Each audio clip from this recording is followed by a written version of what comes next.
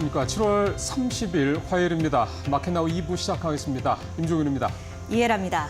딱 하루 좋았어요. 무슨 얘기냐면요. 우리 시장 얘기인데 물론 어제 오른 만큼 떨어지는 건 아닙니다만 그래도 양시장 약세 모습이 좀 짙은 상황입니다. 네. 아무래도 이번 주에 빅 이벤트들 미국 FOMC라든지 일본 쪽 BOJ 네. 회의도 있고요. 미 빅테크 기업 실적들 나올 것 예상하고 대기 심리가 강하다 이렇게 볼 수가 있겠죠. 예, BOJ 결정은 내일 나올 거고요. FOMC 물론 이번 달에 금리를 인하할 가능성은 사실 거의 없습니다만 네. 어쨌든 우리 시간으로 이제 8월 1일 날 결과가 나올 거고 빅테크들은 이제 내일부터 본격적으로 하나씩 실적이 나올 거고요.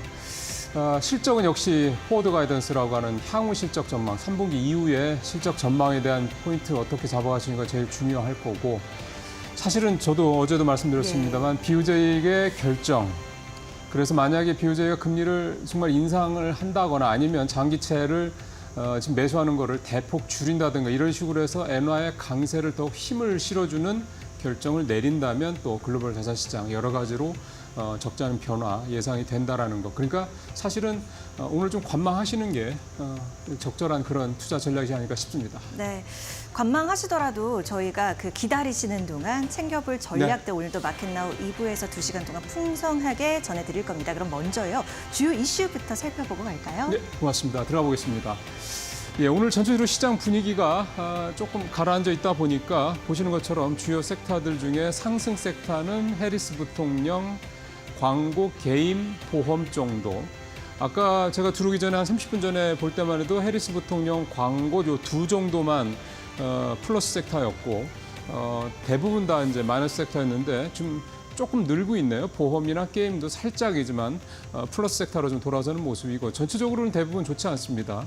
어제 강한 모습 보였던 대왕고래, 은행, 화장품, 방산 다 약세로 좀 돌아섰고요. 가스관도 그렇죠. 그다음에 2차 전지, 반도체, 증권까지 금융주들 어제 전체적으로 다 좋았던 경우는 다 돌아서는 그런 모습이기도 하고요. 쿠팡, 위메프 관련 티메프죠. 티메프 관련주들도 오늘 조금 내려오는 그런 모습들 전체적으로 보고 있으면 그러니까 사실은 추세적으로 계속해서 이렇게 끌고 가는 이런 주도주 또 보시는 것처럼 주도 섹터 해리스 부통령 이거를 이제 주도 섹터라고 보기는 좀 어렵죠. 그냥 테마니까 그런 모습들이 전체적으로 나타나고 있다는 걸 좀 보실 수가 있겠습니다. 해리스 부통령 이 테마는 계속 어쨌든 끌고 가고 있는데요. 오늘 내용 한번 들어보겠습니다. 일단 기사를 보시면요. 결국 해리스 부통령이 아직은 이제 민주당의 공식적인 대선 후보가 된 거는 아닙니다만 사실은 지금 경쟁자가 없죠. 유력한데 사실상 내정자 이렇게 봐도 되는데 해리스 부통령이 결국은 이 낙태 금지 관련된 이슈를 대선의 쟁점으로 끌어올리는 그런 모습입니다. 현지 시간 29일 날 아이오와주에서 임신 6주 이후 낙태를 금지하는 법을 시행을 했습니다. 이렇게 되다 보니까 해리스는 미국의 가임기 여성 3명 중 1명이 트럼프의 낙태금지법 아래 살게 됐다 이렇게 공세를 좀 펼치면서 이 낙태 문제를 이번 대선의 최대 쟁점으로 끌고 가려는 그런 전략을 좀 공식화했다고 볼 수가 있겠고요. 특히 이제 해리스가 이 낙태 관련된 문제를 끌어올리려고 하는 이유 중에 하나는 이 벤스죠. 미국 이제 트럼프 대통령 러닝메이트로 나온 이 벤스 상원의원이 과거에 낙태는 무조건 안 된다. 그게 여러 가지 문제든 간에 절대 안 된다. 이렇게 굉장히 초강경 그런 낙태 금지 의견을 낸 바가 있기 때문에 그거를 좀 맞물려서 이걸 쟁점화하려는 시도를 좀 보이고 있는 그런 상황입니다. 자, 해리스 관련해서 오늘 다시 이렇게 테마로 강하게 나타나는 이유 중에 하나를 보면 미국의 우리로 따지면 무당이라고 하기는 좀 그런데 약간 점쟁이 비슷한 역할을 하는 그런 교수가 있습니다. 아메리칸대 역사학과 교수인 앨런 릭트먼이라는 이 교수인데요. 이 사람이 왜 유명하냐면 과거에 10번의 미국 대선 관련해서 9번의 대통령 승자를 맞춘 그런 경험을 갖고 있는 그런 사람입니다.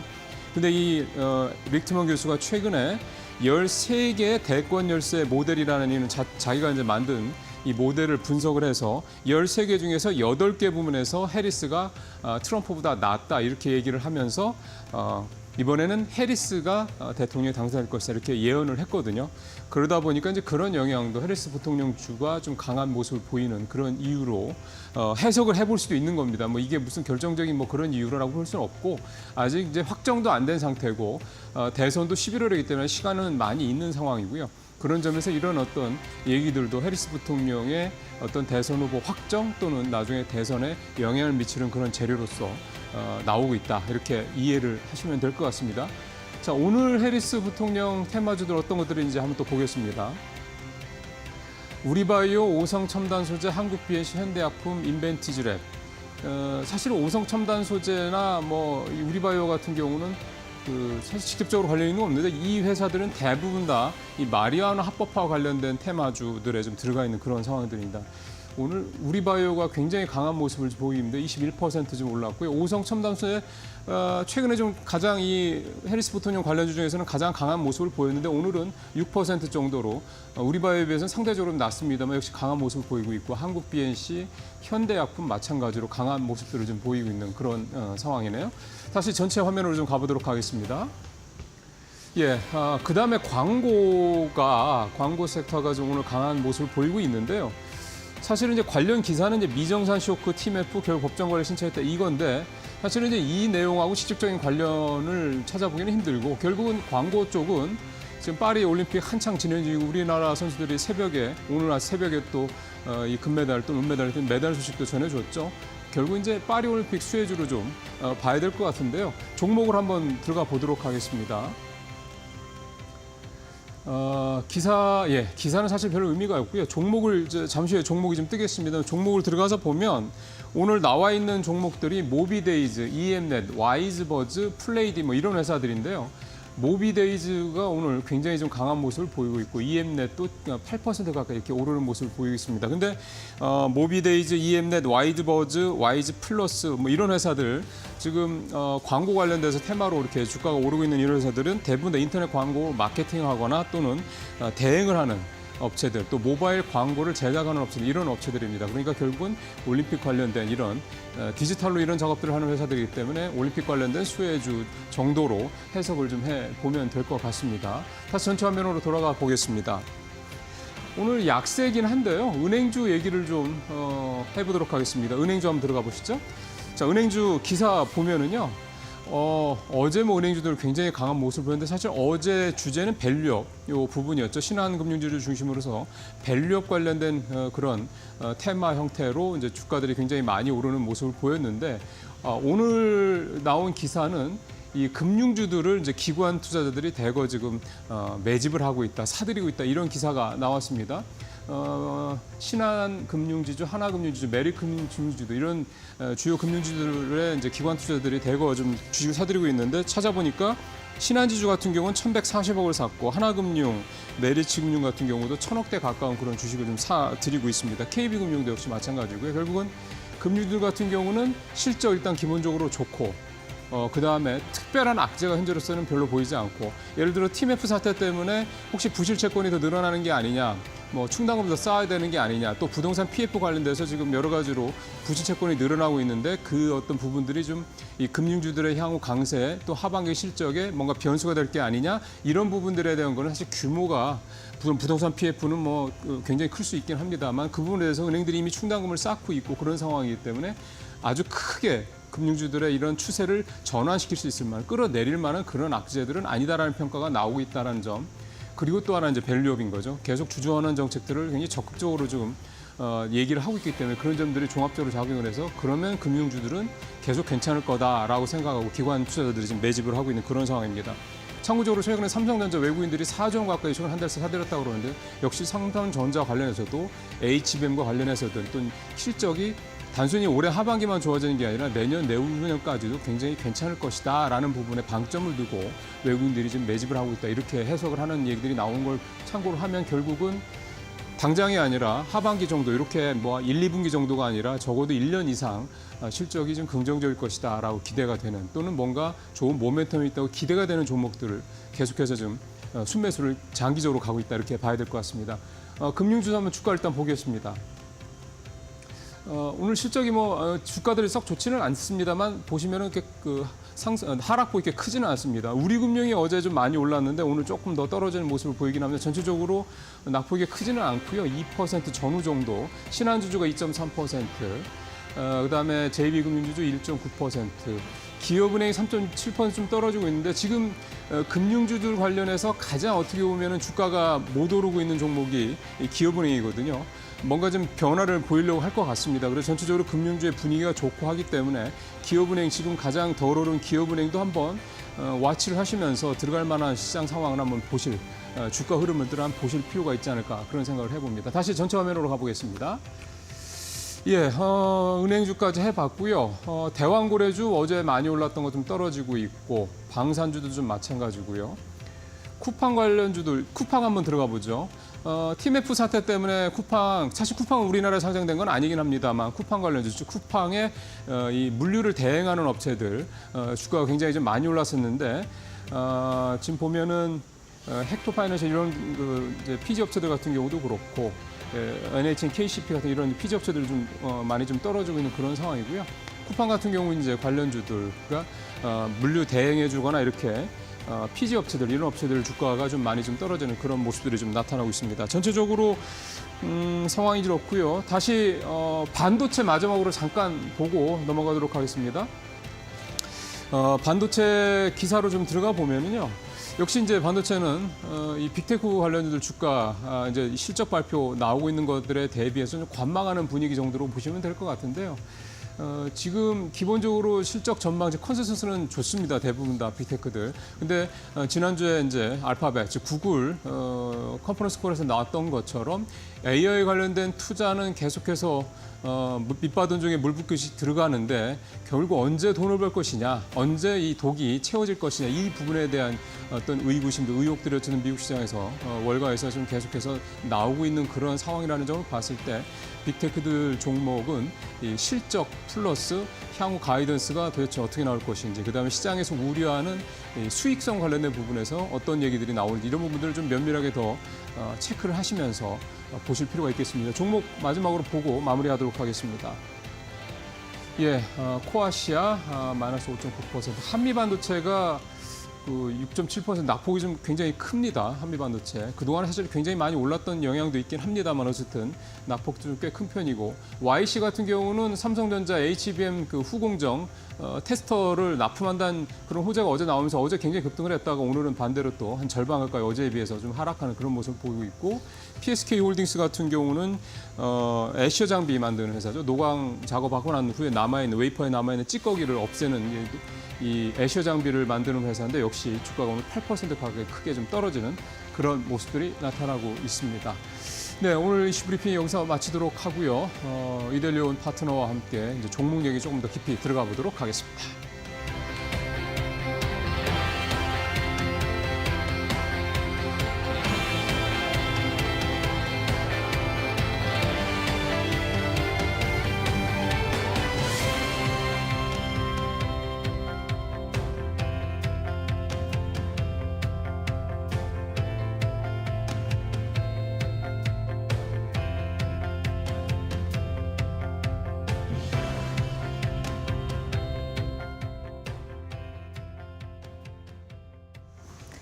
종목 얘기로 이어가 보겠습니다. 이델리온 주태영 파트너와 함께합니다. 안녕하세요. 네, 안녕하십니까. 네, 일단 상승권에 있는 종목들부터 짚어보도록 할게요. 내내 뜨겁네요. 해리스 부통령 관련주요. 네네.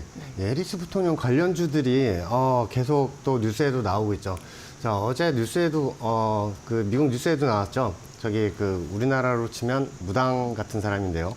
이번에 해리스 부통령이 대통령이 될 거다라는 발언을 또 하면서 우리 한국에 또 기사가 나오면서 또 관련주들이 또 같이 올라가고 있는 그런 모습입니다.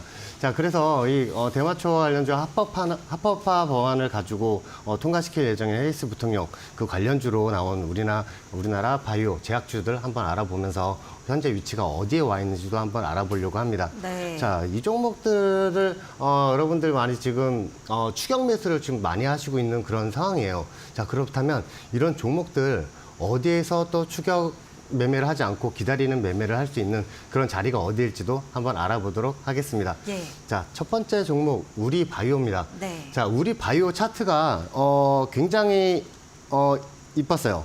자, 삼각수렴 구간을 지금 현재 뚫고 올라간 그림인데 제가 삼각수렴 구간 어떤 구간을 또 뚫고 올라갔는지 한번 또 보여드리겠습니다. 네. 자, 일단 이쪽 저항선하고 저항선 라인들을 계속 설정이 되어 있었고요. 그 라인들을 저항선을 뚫고 가면서 올라간 그런 그림인데 밑에 있는 이 저점들하고 이렇게 연결을 해보시면 딱 맞는 또 그림을 또 발견을 하실 거예요. 자, 그렇다면 이런 라인에서 지지선에서 반등이 나오고 위에 있는 그 저항선까지 달려갔다고 이렇게 보시고 계신데요. 자, 그렇다면 현재 오늘도 20%가 넘게 올라가는 그런 움직임을 보이다가 현재는 16.8% 정도로 떨어지고 있는 그런 그림이에요. 자, 그렇다면 현재 여기서 어디서 잡아야 되는가가 또 여러분들 또 고민이 많으시죠. 자, 위에서 지금 잡으셨던 분들은 밑에 지금 떨어지는 상황에서 어디가 지지선인지 지금 잘 모르실 겁니다. 자, 밑에 있는 지지선은 5,250원 라인이고요. 5,250원 라인에서 신규로 들어가실 분들은 손절을 걸고 들어가시면 좋은데, 자, 손절을 좀 짧게 걸셨으면 좋겠어요. 이 급등주 같은 경우에 손절을 못 하시면 나중에 크게 떨어질 때 많이 손실을 보니까 손절 한 5% 안쪽으로 잡으셔서 대응하시는 게 제일 좋고요. 그러고 나서 한 번 더 떨어질 경우에 손절을 하시고 밑에 내려오면은 4,580원 라인, 4,600원에서 4,580원 라인이 지선이니까 그쪽 라인에서 다시 한번 재진입하는 건 어떨까 합니다. 첫 번째 고점을 이은 게 첫 번째 지지선이고 두 번째 또 그 밑에 있는 지지선을 네. 고점에 이은 게 두 번째 지지선으로 보면 되는 거죠? 네, 맞습니다. 그 가격 라인 설정해 주신 게요? 두 번째 네. 지지선이 저점하고 저점하고 그대로 연결이 됐는데 네. 그 라인이 저항선으로 이쪽에 형성이 됐었어요. 자, 제가 한번 보여드릴게요. 네. 제가 두 번째 라인을 어떻게 잡았냐면 밑에 있는 이 지지선들이 계속 연동이 되면서 여기에서 저항 역할을 한번 하다가 예. 그대로 올라오면 이쪽 라인에 또 저항선 역할을 한번 했었거든요. 자, 그 라인을 오늘 지지선 삼아서 찍고 쭉 올라간 겁니다. 자, 그래서 위에서 만약에 위에 있는 이 라인이 뚫려서 내려온다면 밑에 있는 4,600원하고 4,550원 이쪽 라인까지 한 번 더 밀릴 수 있으니까 그쪽에서 다시 한번 매수를 보시라고 말씀을 드린 거죠. 네, 첫 번째는 5,250원, 두 번째는 4,600원 선, 요 네네, 정도로 보시면 맞습니다. 될 것 같습니다. 그 정도 가격대에서 접근이 가능하다라고 이야기를 했고, 또 오성첨단 소재 이 종목도 좀 강하게 움직이는 것 같아요. 그리고 네네네. 이 시간 통해서 우리 파트너님들이 많이 설명을 해줬던 종목이기도 해요. 아, 네. 그러셨군요. 자, 오성 첨단 소재를 제가 한번 가지고 나왔는데요. 네. 이 종목 같은 경우에 좀 더 줄여서 제가 한번 보여드리겠습니다. 네. 자, 그래프를 보시면 상장한 지는 그렇게 오래되지 않은 회사예요. 자, 그런데 전체적인 그림을 보면 이런 식으로 W자 그림을 그리고 있죠. 상장하고 나서 고점서부터 보면 W자로 지금 올라오고 있는 그림인데 W가 저 가운데 네, 있는 맞습니다. 고점을 기준으로 W 그쵸. 네. 말씀하시는 거죠? 이쪽에서부터 내려와서 W자를 한번 그리고 예. 한 번 더 그리면서 W자로 올라온 그림인데, 자, 현재 그러면 이제 고점 기준도 한번 보시면서 대응하셨으면 좋겠습니다. 자, 현재 같은 경우에는 금요일과 오늘 이 지지선들을 계속 지지를 하고 반등이 나오고 있는 그런 상황이에요. 자, 그렇다면 요 라인들을 지금 여러분들 제가 주목해서 보셔야 하는데, 요 라인에서 지금 매수를 따라가시려면 2,200원 아래에 내려와야만 그쪽에서 매수를 볼 수가 있고, 어디를 또 확인을 하셔야 되냐면 오늘 저점 라인이죠. 2,190원 라인, 저 라인을 지키는지 확인을 하시고 대응을 하셔야 됩니다. 자, 그렇다면 오늘 단타로 대응하실 분들은 위에 이 밑에 있는 2,200원 그 안쪽에서 매수를 잡으시고, 오늘 저점을 못 지킬 경우에 손절을 짧게 걸고 대응을 하셔야 되고요. 자, 그리고 밑에 만약에 화요일 정도 내려온다면 1,960원 라인, 1,980원에서 60원 라인이 지선이니까 그쪽에 한번 다시 매수를 잡아볼 만하고요. 자, 오늘 근데 매수를 잡으신 상태에서 이게 위로 쭉 올라간다, 오성 첨단 소재가 쭉 올라간다 싶으시면 위에 있는 저항선도 한번 알려드릴 테니까 그쪽 라인에서 한번 대응해 보시는 것도 괜찮겠습니다. 자, 오늘 저점에서 매수를 잡으시고 위에 올라간다면 위에 있는 저항선이 2,680원 라인입니다. 자, 그래서 2,680원 라인이 오면 여러분들 너무 오래 가지고 계시지 마시고 그쪽 라인이 W자를 완성하는 라인이니까 그쪽 라인에서는 매도 전략으로 가져가시는 게 어떨까 합니다. 네, 오성첨단 소재도 차트 통해서 가격 전략 살펴줬고요. 한 종목 더 볼까요? 현대약품입니다. 자, 현대약품 네. 이 종목을 제가 준비를 하면서 보여드리는데 네. 이 종목은 되게 재밌는 종목이에요. 아, 그래요? 네, 왜요? 이게 저항선마다 그 전에는 이 추세선들을 잘 지키질 않았다가 네. 밑으로 내려오고 나서 삼각수렴을 뚫고 나서부터는 위에 있는 저항선들마다 지지선을 뚫고 나면 지지선 삼고 맞으면 떨어지고 하는 모습을 볼 수가 있습니다. 자, 밑에 있는 이 라인들이죠. 요게 있는 고점들이 계속 연동이 되면서 네. 이 라인들을 찍을 때마다 조정해 줬어요. 자, 그러고 나서 한번 뚫고 올라가서 한 번 더 돌파를 하겠다는 의지를 삼은 후에 위로 삼각수렴을 돌파를 하면서 거래량이 이렇게 실리면서 올라갔습니다. 네. 자, 그렇다면 요거를 좀 더 확대를 해서 한번 살펴볼게요. 자, 확대를 해서 살펴보면 위에 지금 오늘자 고점 저항에 지금 딱 찍고 있는 모습을 보실 수가 있습니다. 자, 이 저항선을 지금 찍고 지금 멈춰 있는 상태인데 밑으로 내려온다면 한 번 더 5,250원 라인이 오늘자 지지선이 되겠고요. 자, 여기서 그러면은 저항선을 찍고 있는 상황이니까 이 상황에서는 매수를 보시면 안 되겠죠. 자, 저항선 바로 밑에서 매수 보지 마시고 조정이 나온다면 밑에 있는 라인 5,270원서부터 손절을 8% 걸고 매수를 보셨으면 좋겠고요. 만약에 오늘 뚫고 이게 연두색 저항선을 뚫고 끝난다 치면 내일 일봉이 하나 더 생기잖아요. 이 일봉이 밑에 있는 파란색 라인을 위에 있는 이 연두색 라인을 뚫고 나서 지지를 삼는다면 그 라인에서 매수 보시는 게 좋겠습니다. 차라리 내일 매수 보시는 게 좋을 것 같아요. 뚫는다면. 네. 그렇게 된다면 5,510원이 지지선이 되니까 그쪽 라인을 노리셨으면 좋겠습니다. 자, 이 종목의 특징이 있어요. 자, 현대약품 같은 경우에는 이 저항선을 뚫고 나서 라인을 지지를 삼고 올라가는 모습이 보이고요. 또 저항을 한번 찍고 나서 갭으로 올라가는 모습이 보이는데 요 라인들 저항선을 한번 뚫으면 지지선 삼는 모습을 많이 보이니까 제가 말씀드린 대로 밑에 파란색 지지선이나 오늘 같은 경우 그리고 내일 같은 경우에 일봉이 더 하나 생기면 연두색 라인을 지지선 삼아서 매수 삼으셨으면 좋겠습니다. 네. 마지막으로 우리가 현대약품을 좀 살펴봤는데요. 이게 지금 저항선 바로 아래 가격대 위치를 하고 있기 때문에 이 가격대에서는 접근하는 것이 조금 어렵겠다. 어렵죠. 지향하는 네. 것이 좋다. 차라리 오늘랑 내일 정도 가격대 보고 네, 또 맞습니다. 매수 접근하는 것이 좋겠다라고 정리를 해주셨습니다. 참고해 보시길 바랍니다. 우리 이제 두 번째로는요. 하락하고 있는 종목을 보겠습니다. 최근에 참 많이 달렸던 조선 쪽인데요. 네네. 실적도 좋고 수주도 좋은데 하나오션 같은 경우에는 실적이 조금 예상보다 하회했더라고요. 맞습니다. 일단은 오늘 좀 짚어볼 내용은 어떤 기업인가요? 네, 세진중공업입니다. 네. 이 세진중공업이 그동안에 저점에서 많이 올라왔죠. 올라온 상황에서 조정을 주고 있는데 지금 현재 위치가 어디인지 알고 나서 대응을 하시는 것도 틀리겠죠. 자, 그래서 저희가 추세선을 준비를 해서 여러분들도 준비를 해놨습니다. 자, 이 세진중공업 밑에 있는 이 지지선들을 라인을 계속 지지를 하고 올라온 그런 그림이죠. 자, 이렇게 지지를 해서 올라왔는데 여기 있는 저항선들도 한번 주목해서 보시면 요 라인을 저항을 삼다가 지금 뚫고 올라온 그림입니다. 자, 그렇다면 하나 더 주시를 해야 될 게 요쪽 저 연두색 있는 요쪽 고점하고 고점을 연결하면 또 연결이 돼서 연동이 되는 그 라인들을 한번 보실 수가 있는 그런 상황이죠. 자, 그렇다면 현재 위치를 한번 보겠습니다. 자, 현재 위치 같은 경우에는 위에 있는 이 저항선을 이제껏 계속 저항선이었지만 밑에 지지선을 한 번도 찍지 않은 그런 상황이에요. 자, 현재 그림은 올라와서 여기서 단기 M자를 만들고 여기서 M자 이마를 만든 상황에서 다시 한번 밑에 있는 지지선에서 위로 올라간다면 11만 원까지 다시 올라갈 수 있는 그런 그림이 마련이 되죠. 단기 저항선들 여러분들 추세선 많이 그으시죠. 이런 식으로 하나 그어보시면 그쪽 라인까지 올라갈 수 있는 11만 원까지 올라갈 수 있는 그림이라고 여러분들 또 판단이 되실 겁니다. 자, 그렇게 된다면 밑에 있는 매수 지지선을 8,950원서부터 8,850원까지 매수를 잡고 매수 상방 대응을 하셨으면 좋겠고요.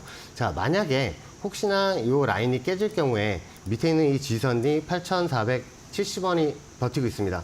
자, 그래서 여기에서 매수를 보는 게 가장 중요한 게 밑에 있는 연두색, 여기서는 저항선이었지만 지지선을 역할을 하는 라인이 일봉 밑에 두 개가 존재를 하고 있으니까 밑에 제가 말씀드린 가격대에서 매수를 잡으시고 한번 대응을 하시는 게 좋다고 저는 생각을 합니다. 네. 조선 쪽 하나 더 보도록 하겠습니다. 이번에는 하나엔진인데요. 최근에 역시나 10% 가까운 상승세를 보이다가 어제 하루 정도 좀 쉬어가는 모습을 보였거든요. 그래서 매수 전략 유효할지 또 어떤 가격대 접근이 가능할지가 더 궁금해집니다. 네네네. 자, 하나엔진 제가 저번에도 한번 소개를 시켜드리면서 네, 거기 기억하죠. 매수 자리도 한번 알아봐 드렸는데 거기 지지선을 찍고 많이 올라가는 그런 모습도 한번 볼 수가 있죠. 자, 요 날이죠. 요 날 위에 있는 빨간색 화살표 있는 날 급등하고 있을 때 이 종목 따라가지 마셔라. 여기 저항선이 근처니까 매수 따라가지 마시고 차라리 밑에 있는 이 빨간색 지지선 요 라인을 찍을 때 매수 삼으셔라고 제가 말씀을 드렸습니다. 자, 매수 가격도 말씀을 드렸고요.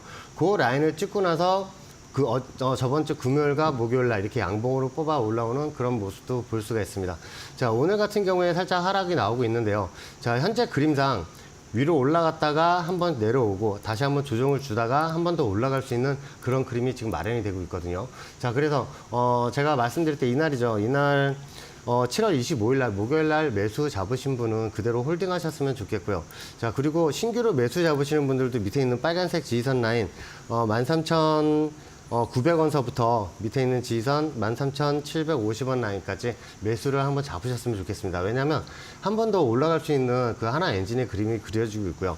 자, 저항선 같은 경우에도 여러분들 제가 말씀을 드렸지만 이 저항선 라인 한 번 더 보고 뚫고 올라갈 수 있는 그런 그림이 마련이 되고 있으니까 한번 매수를 삼으셔서 여러분들 그 계좌 좀 더 풍성해지셨으면 좋겠습니다. 네. 우리 주태영 파트너가 25일에 제시했었는데 이날은 좀 약세 보였었습니다. 그러니까 저점에서 접근할 수 있는 가격대를 알려준 거거든요. 네네, 그날 맞습니다. 그 이후에 이제 10% 상승을 했다가 현재는 지금 좀 조정을 보이는 모습인데 반등을 모색을 해봐야겠죠. 그러니까 홀딩하고 계시는 분들, 갖고 계시는 분들은 홀딩하는 전략이 좋겠고 신규 접근은 섣부른 접근은 안 됩니다. 지금 가격대 제시를 해드렸으니까 이 부분 또 참고해 보시면 네네. 좋을 것 같고요. 조선주도 우리가 점검을 해봤습니다. 한쪽 더 보겠습니다. 역시 다 방산인데요. 방산 쪽은 어떨까요? 방산주 지금 지선 찍은 종목들도 있고요. 네. 그런 종목들 또 리뷰를 한번 해드리려고 합니다. 네. 저번에 LIG 넥선 비공을 말씀을 드리면서 하와이에서 열린 임팩 훈련에서 그 무인 드론을 6발을 전부 다 네. 명중시킨 그 LIG 넥선 비공의 모습을 또 말씀을 드렸는데요. 자, 조만간에 미국하고 한 번 더 수주 계약이 나온다면 한 번 더 크게 올라갈 수 있는 그런 그림이 마련이 되겠죠. 자, LIG 넥선 비공 후티 반군이 무인 드론으로 지금 선박들 많이 공격을 하고 있는데 그 무인 드론 한 척 격침하는데 28억 정도가 든다고 합니다. 자, LIG 넥선의 비공은 이 한 발에 3천만 원밖에 되지가 않죠. 가성비가 너무너무 뛰어나고요. UAE와 사우디아라비아의 그 드론 보트에 현재 실전 배치를 하고 있는 또 그런 상황이라서 발사 버튼만 누르면 바로 발사 망각 시스템으로 가서 무인 드론을 또 격침하는 그런 무기가 되겠습니다. 자, 그렇다면 LIG 넥선 현재 위치가 어디인데 오늘 또 이렇게 조정에 한번 또 나오고 있는 그런 상황일까요? 자, 요 날이죠. 요 날 제가 7월 2일 화요일 날 음봉으로 떨어질 때, 한 중간 정도 떨어지고 있을 때 밑에 있는 지지선 라인 가격을 말씀을 드리면서 그 추세선 지지선을 찍을 때 매수를 하라고 또 말씀을 드렸습니다. 자, 그래서 찍고 나서 요 일봉 지지선을 계속 지지를 하면서 반등이 나온 상황이 발생을 했죠. 자, 위에 있는 저항선 수치도 제가 알려드렸고요. 요 저항선을 찍었다가 제일 중요한 거는 뚫었다가 내려왔다는 점이죠. 자, 뚫었다가 내려왔는데 밑에 있는 이 지지선 라인들 한번 지지선 찍을 때 28만 원 라인에서 한 번 더 매수 한번 잡으셔도 된다고 말씀을 드렸는데 그 라인에서 쭉 떨어졌습니다. 자, 그렇다면 그 밑에 있는 이 연두색 라인도 한번 그어서 설정을 할 수가 있겠지만 제가 하나 더 보여드릴게요. 이거 네. 갖고 계신 분들은 요거 추세선을 꼭 그어 놓으셔야 됩니다. 자, 요쪽 라인하고 요쪽 라인 이 고점에서 이날 고점과 여기 음봉 있는 이 꼭지점하고 그대로 연결시켜 보면 이날 최저점을 찍고 꼬리를 달고 올라온 게 보이실 거예요. 자, 그렇다면 오늘장 같은 경우에도 밑에 있는 이 빨간색 지지선 요 라인들이죠. 요 라인을 지지를 삼고 지금 꼬리를 달고 올라오는 모습입니다. 자, 이날 7월 17일 날 저항을 한번 뚫었다가 내려왔는데요. 만약에 미국하고 공급 계약 소식이 들린다면 이 종목이 과연 21만 6천 원 현재 가격에 머물고 있겠습니까? 자, 전 그렇게 말씀을 드리고 싶고요. 자, 이 종목 같은 경우에 위에 크게 올라가면 여기 위에 있는 빨간색 저항선하고 저항선을 연결한 그 라인이 쭉 보이실 거예요. 자, 이 수치는 우상향 저항선으로 일봉이 생길수록 계속 저항 수치가 올라가는 라인이니까 나중에 그쪽 라인 오면 한번 매도 관점으로 보셨으면 좋겠습니다. 네.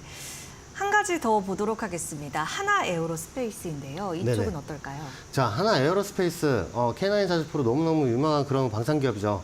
자, 그렇다면 요 라인에 지금 어디에 위치해 와 있길래 네. 제가 말씀을 드리는지도 한번 보여드리면서 요 위치도 한번 보도록 하겠습니다. 네. 자, 밑에 있는 이 라인들 여기 꼭지점하고 꼭지점하고 그대로 연결을 하고요. 그리고 밑에 있는 이 라인들하고 이렇게 연결된 라인이 이렇게 삼각수렴 구간이었는데 밑으로 한번 빠지나 싶었는데 밑에 있는 왼쪽에 있는 이 동그라미 라인과 그대로 연결된 이 지지선을 찍고 반등이 나온 그 상황입니다. 자, 그렇다면 자, 하나 에어로스페이스. 자, 네. 이게 그래프가 차트. 지금 연동이 네. 안 돼가지고 이름만 그렇게 돼가지고 나왔었네요. 네네. 자, 하나 에어로스페이스 그래프를 제가 다시 한번 보여드리겠습니다. 예. 자, 이쪽 고점하고 고점 라인들이 그대로 연결된 라인이 요 고점 라인인데요. 요쪽 라인을 뚫고 올라가면서 위로 슈팅이 한번 나오고 있는 그런 상황입니다. 저 화살표는 뭔가요? 저 화살표가요. 제가 토요일 날 그 생방송을 하면서 그 한번 그려놨던 건데 요 날이죠. 네. 요 날 제가 그 마켓나우 일부에서 예. 여기서 따라가지 마셔라. 밑에 있는 지지선을 찍을 때 빨간색 지지선을 찍을 때 매수하라고 말씀을 드렸던 그 화살표고 요 아래에 있는 화살표는 그날 며칠 후에 7월 19일 날 찍었던 그 지지선입니다. 자, 그 라인을 그대로 찍고 이렇게 반등이 나온 상태인데요. 네, 지금 그러네요. 32만 9천원까지 올라가 있는 그런 상황입니다. 위에 있는 저항선도 뚫고 올라가 있는 상황인데 23%가 넘어가는 지금 상승을 보이고 있는 그 하나 에어로스페이스의 모습을 보고 계십니다. 자, 이 종목 아까는 살짝 조정이 나오고 있었는데 지금 다시 한번 반등이 나오고 있죠. 자, 반등이 나오고 있다면 위에 있는 저항선, 크게 올라가는 저항선도 하나 제가 또 설정을 해놨는데 그 라인까지 한번 홀딩 전략으로 한번 했으면 좋겠습니다. 밑에 있는 30만 6,400원을 지킨다면 여러분은 이거 그냥 거기에 익절 스탑 걸고 그냥 놔두셔도 충분히 수익을 또 만끽하실 수 있는 그런 그림이 마련이 됐으니까 한번 홀딩 한번 해보시죠. 네. 차트상 흐름으로 봤을 때 지금 이제 반등이 나오고 있는데 아직까지 그러니까 힘의 여력이 남았다 이렇게 판단을 맞습니다. 하시는 것 같아요. 그래서 이 30만 6,400원 선 이 가격대 지키면 아직까지 조금 더 보유할 수 있는 전략 또 수익권을 기대해 볼 수 있는 그런 기업이라고 설명을 했습니다. 자, 이렇게 오늘장 이슈 종목 우리가 체크를 해봤고 또 기다리던 시간인데 이렇게 하나 에어로스페이스처럼 효자 같은 노릇을 할 기업을 네. 오늘도 말씀해 주실 건지 너무너무 궁금한데 어떤 쪽이에요? 자, 오늘 종목은 화장품 관련주입니다. 예. 네, 한국 콜마라는 제품인데요. 우리 여름에 휴가 네. 많이 가시면 선스틱이나 선크림 그쵸. 많이 바르시죠? 맞아요. 네. 자, 그러면 시중에 있는 그 제품 70% 이상이 한국 콜마의 제품입니다.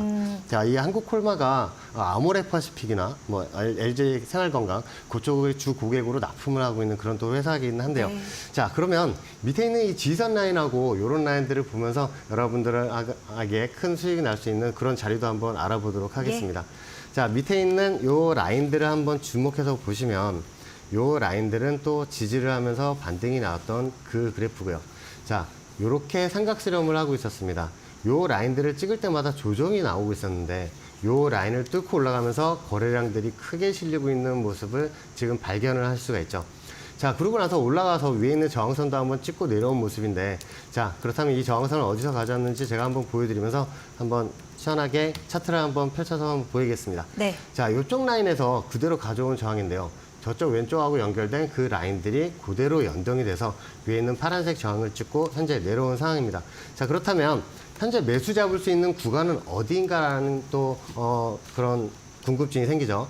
자, 현재 같은 경우에 요 라인만 보시면 내려와서 팔 라인과 어깨 라인, 아랫머리를 밑에 지선을 찍고 만든 후에 다시 올라타면서 역헤드앤 숄더 오른쪽 어깨 라인을 만들고 있습니다. 이 말이 무슨 말이냐면 상방 차트를 그리고 있다는 말씀인데요.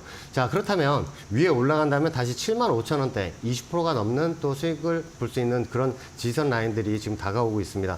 자, 밑에 있는 지선을 딱 안 찍고 올라갈 가능성도 지금 상당히 농후하거든요. 지금 요 라인에서 지금 여기 세력들이 다 보여줬어요. 나 요쪽 라인에서 올릴 거야라고 다 보여준 라인이니까 밑에 안 찍고 올라갈 수 있습니다. 그래서 61,500원서부터 65,500원까지만 딱 매수를 보시고 손절 8% 걸고 대응을 하셔서 위에 올라갈 때 일봉상 하루 이틀 올라간다고 그냥 매도 관점으로 보지 마시고 위에 있는 저항선 라인을 찍고 내려오면 그때는 이제 M자형 하락착도로 다시 바뀌게 되거든요. 네. 그 라인을 한번 매도점으로 삼으시고 뚫고 올라가면 홀딩할 수 있는 그런 전략을 세우셨으면 좋겠습니다. 네, 오늘 공략주로 주태영 파트너는 화장품 ODM 한국콜마를 제시를 했습니다. 가격 라인 참고해 보시면 좋을 것 같습니다.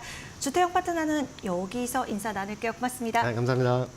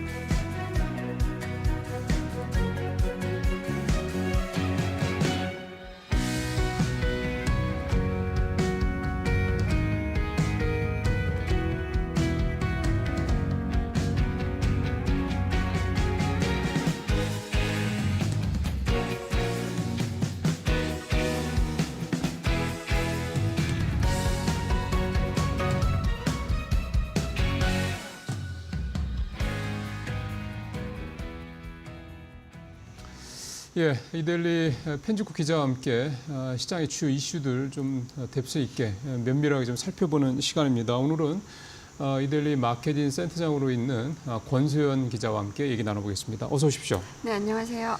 TMF 사태는 사그라들지 않고 더 네. 파장이 커지고 네. 그다음에 이를테면 미치는 그 분야도 더 넓어지는 그런 생각이 좀 듭니다. 뭐 미정산 금액이 1조 원에 달할 것이다. 오늘 이데일리 네. 기사에도 그렇게 추정이긴 합니다. 그런 얘기까지 나올 정도로 사태가 더 심각한데 일단은 아마 많은 분들이 궁금하시는 게 이렇게 골마 터진 상황이 도대체 어떻게 이렇게 알게 된 건지 우리한테 그 부분부터 한번 좀 짚어보았으면 좋겠다는 생각이 드네요. 일단 TMF라는 신조어가 생겼죠. 네. 팀원 플러스 위메프에서 맞습니다.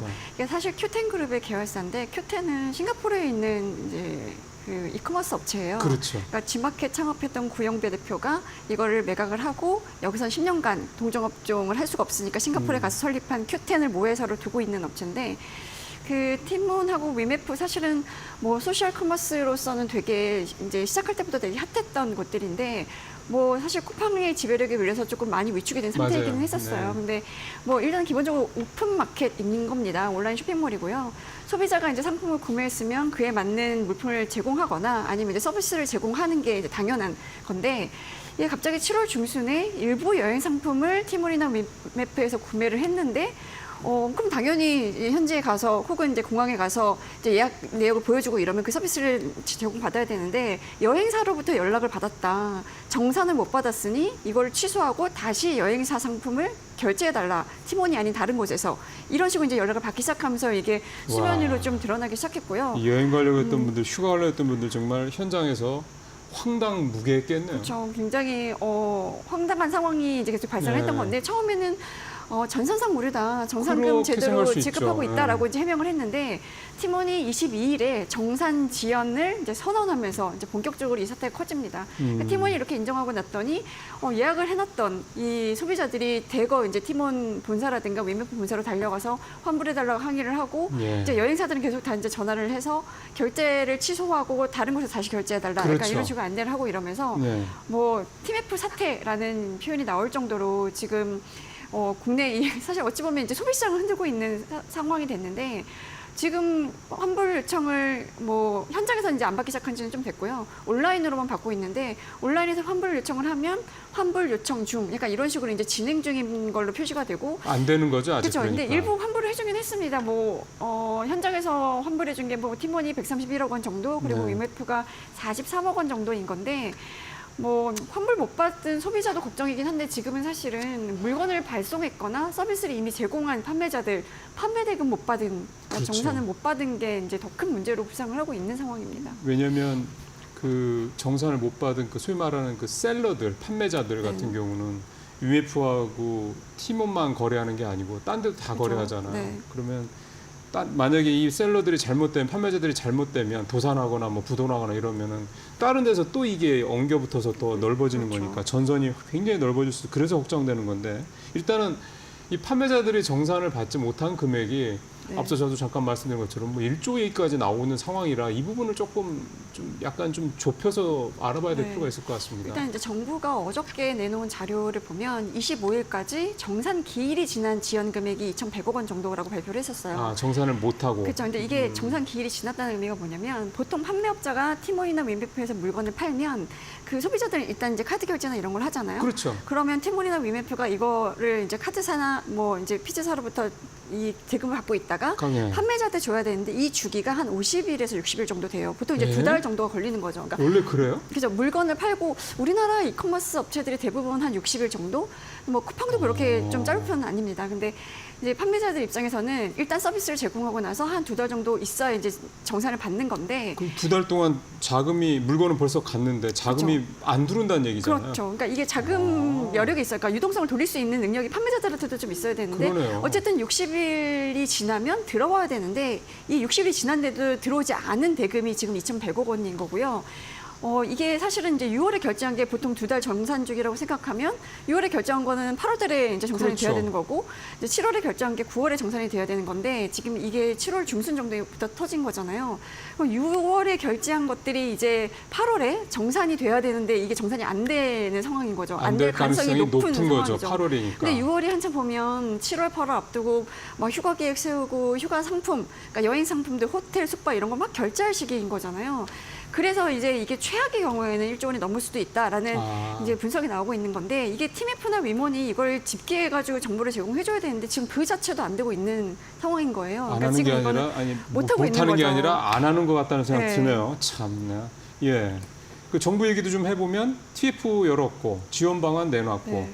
근데 규모가 한 5천억 정도. 근데 이게 사실은 판매사들한테 긴급 경영 안전 자금으로 2천억 원 지원하겠다고 했고 이제 신용보증기금이나 IBK 이제 기업은행 통해서 3천억 원 정도 보증부 대출 프로그램 요거를 이제 운영하겠다고 하는 건데 이거는 지금 당장 유동성 위기에 놓인 판매자들한테 약간 좀 숨통 틔워주는 용도인 그렇죠. 거지. 어쨌든 판매자들은 이 정산 대금을 받아야만. 받아야죠. 그러니까 이거를 만약에 긴급 경영 안전자금 뭐 2천억 원을 받는다고 해도 이거는 다시 갚아야 되는 돈인 거거든요. 대출이잖아요. 그렇죠. 예. 그러니까 잠시 이 이제 숨통을 좀 틔울 수 있을 네. 정도인 거지 근본적인 해결책은 못 되는 거고 사실 판매사들이 대부분 이제 영세한 소상공인들이 맞아요. 많아요. 예. 근데 이 경영안전 자금으로 조금 버틴다고 해도 지원 정산 대금이 정산이 안 되면 결국은 이제 뭐 파산하거나 도산할 수밖에 없는 건데 그래서 지금 줄도산 우려가 좀 나오고 그렇죠. 있는 거고요. 어제 구영부의 대표도 TMF 사태 발생 이후에 이제 처음으로 입장문을 냈었죠. 네. 그러니까 그동안에 입장문, 뭐 입장 발표 이런 게 하나도 없다가 어제서야 이제 입장문을 냈는데 거기서는 이제 Q10 지분 전체를 매각하거나 이걸 담보로 자금을 마련해서 어떻게든 이제 사태 수습에 나서겠다고는 했는데 이거를 이게 정말 해결책이 될 수 있겠나? 라는 진정성이 있는지도 의문이 좀 나오고 있는 상황입니다. 그 말씀에 저도 공감하라는 게 그러고 나서 기업회생 신청했단 말이에요. 그렇죠. 이거 네. 뭐 하겠다는 건지 말겠다는 건지 알 수가 없네요. 사실 Q10의 지분 구조를 보면 구영배 대표가 43.4% 보유하고 있고요. 네. 나머지는 이제 구영배 대표가 사실 Q10이라는 업체를 세우고 뭐 위메프, 티몬, 뭐 위시 이런 업체들을 AK홀딩스까지 그렇죠. 인수를 할 때 네. 사실 자금이 넉넉하지가 않으니 네. 이제 지분 교환 방식으로 인수를 했었어요. 그러니까 돈을 안 주고 그쵸. Q10 지분 가져가라. 티몬의 지분을 갖고 오고 대신 Q10 지분을 주는 거죠. 그래서 지금 구영배 대표가 제일 많은 지분을 갖고 있긴 하지만 이제 2대 주주가 몬스터홀딩스라고 몬스터홀딩스는 티몬에 그 투자했던 KKR하고 예, 사모펀드. 이제 그러니까 외국계 사모펀드 KKR하고 이제 홍콩의 앵커, 에쿼티 이렇게 두 군데가 티몬에 투자하기 위해서 세운 SPC예요. 아. 그 SPC인 이제 몬스터홀딩스가 갖고 있던 지분을 Q10에 넘기고 Q10 지분을 받아서 보유하고 있는 그래서 이제 몬스터홀딩스의 2대 주주고 이런데 일단 기본적으로 Q10은 비상장사이기 때문에 지금 이제 뭐 밸류에이션 할 수 없는 그러니까 시가는 없는 거죠. 그렇죠. 시장에서 형성된 가격은 없는 거고 Q10 자체도 완전 자본 장식 상태예요. 자본 총계가 마이너스인 거거든요. 아, 그러니까 위메프하고 티몬만 자본주의 상태가 아니라 그렇죠. 모회사도 이미 네, 자본 장식이고 그 아래에 있는 이커머스 지금 Q10이 인수했던 이 이커머스들 보면 대부분 적자 그리고 상당수가 이제 완전 자본 잠식 상태인 거거든요. 그러니까 자회사의 가치를 생각을 해봐도 Q10의 지분 가치가 과연 얼마나 평가받을 수 있겠냐. 이거를 담보로 제공한다고 해도 이걸 담보 가치를 어느 정도로 인정해야 그러니까요. 되는지를 좀 이제 퀴즈 마크다 이런 이제 분석들이 나오고 있는 건데 그래서 어제 이제 특히나 이렇게 입장을 발표하고 나서 바로 이제 저녁에 기업 회생 신청을 했다라는 소식이 들렸거든요. 뭐 서울회생법원에 신청을 했는데 뭐 회생 신청을 했다는 거는 이제는 자체적으로 회복은 불가능하다라고 이제 스스로 판단한 거고 지금 이후로는 법원이 신문기일을 열어서 이제 이 두 회사가 제출한 신청서를 이제 보고 회생 절차를 개시할지 여부를 판단을 해야 되는데 그게 한 근데 이게- 일주일이 걸려요. 예, 판매자 입장에서 봤을 때는 구영배 대표가 해보겠다고 그랬으니까 거기서 기대를 잔뜩 하고 계셨을 텐데 네. 그러고 나서 바로 뒤통수를 확 쳐버리면 그렇죠. 이거 자기가 네. 아까 말씀하신 것처럼 그 물건을 넘긴 값 그에 대한 판매 대금을 못 받게 되는 게 아니라 기업 회생 가능성이- 절차라는 게 다 막아버리는 거잖아요. 그렇죠. 이게 기업 회생 절차를 신청을 하면 일단 보전 처분 신청을 해야 되고 포괄적 네. 금지 명령 신청을 하는데 네. 모든 채무가 종결이 되거든요. 그러니까요. 그러니까 이 자산을 경매를 붙일 수도 없고 어디 네. 매각할 수도 없고 일단은 다 동결.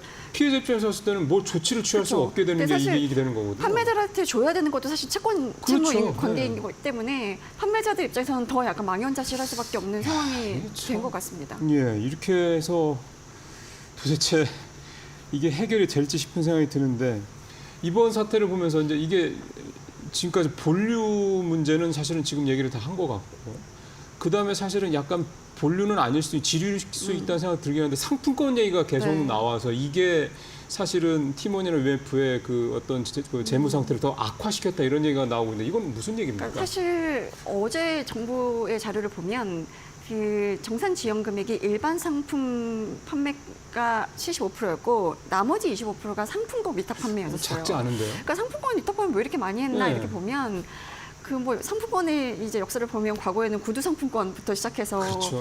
뭐 문화 보통은 이제 상품권 맞아요. 뭐 근데 이제 신세계, 롯데 갤러리아 같은 이제 유통 대기업들이 발행한 상품권들이 그렇죠. 좀 그러니까 지류 상품권으로 많았고 네. 그리고 이제 이게 디지털화되면서 뭐 보편화된 게 뭐냐면 그 컬처랜드라든가 해피머니, 북앤라이프, 도서문화 상품권 이런 디지털 상품권들이 좀 인기를 끌었었어요. 사실 네. 이런 상품권도 지류 상품권이 있긴 한데 대부분의 소비자들이 어떤 방식으로 구매를 하냐면 온라인 마켓, 그러니까 뭐 티모이나 위메프에서 구매를 하면 그게 핀번호로 와요, 문자로. 그럼 네. 그 핀번호를 해피머니나 컬처랜드나 뭐 북앤라이프 그 홈페이지 가서 등록을 하는 거예요. 그러면 아. 내가 5만 원권을 샀으면 거기 핀번호 한 뭐 16자리일 수도 있고 18자리인 경우도 있는데 등록을 하면 그게 뭐 5만 원 이런 식으로 제 계정에 이제 머니로 적립이 되는 거죠. 네. 그러면 그 핀번호를 기반으로 이제 디지털 머니 같은 이제 느낌인 건데 사실 뭐 해피머니 같은 경우는 뭐 도서문화 상품권도 그렇고 이 돈으로 뭘 재화를 살 수가 있잖아요. 해피머니도 온오프라인에서 다 쓸 수 있었던 캐시였고 아, 그러니까 뭐 물건을 밖에서 그쵸. 그거 가지고 살 수 있다 이거구나. 그쵸. 아. 그러니까 이게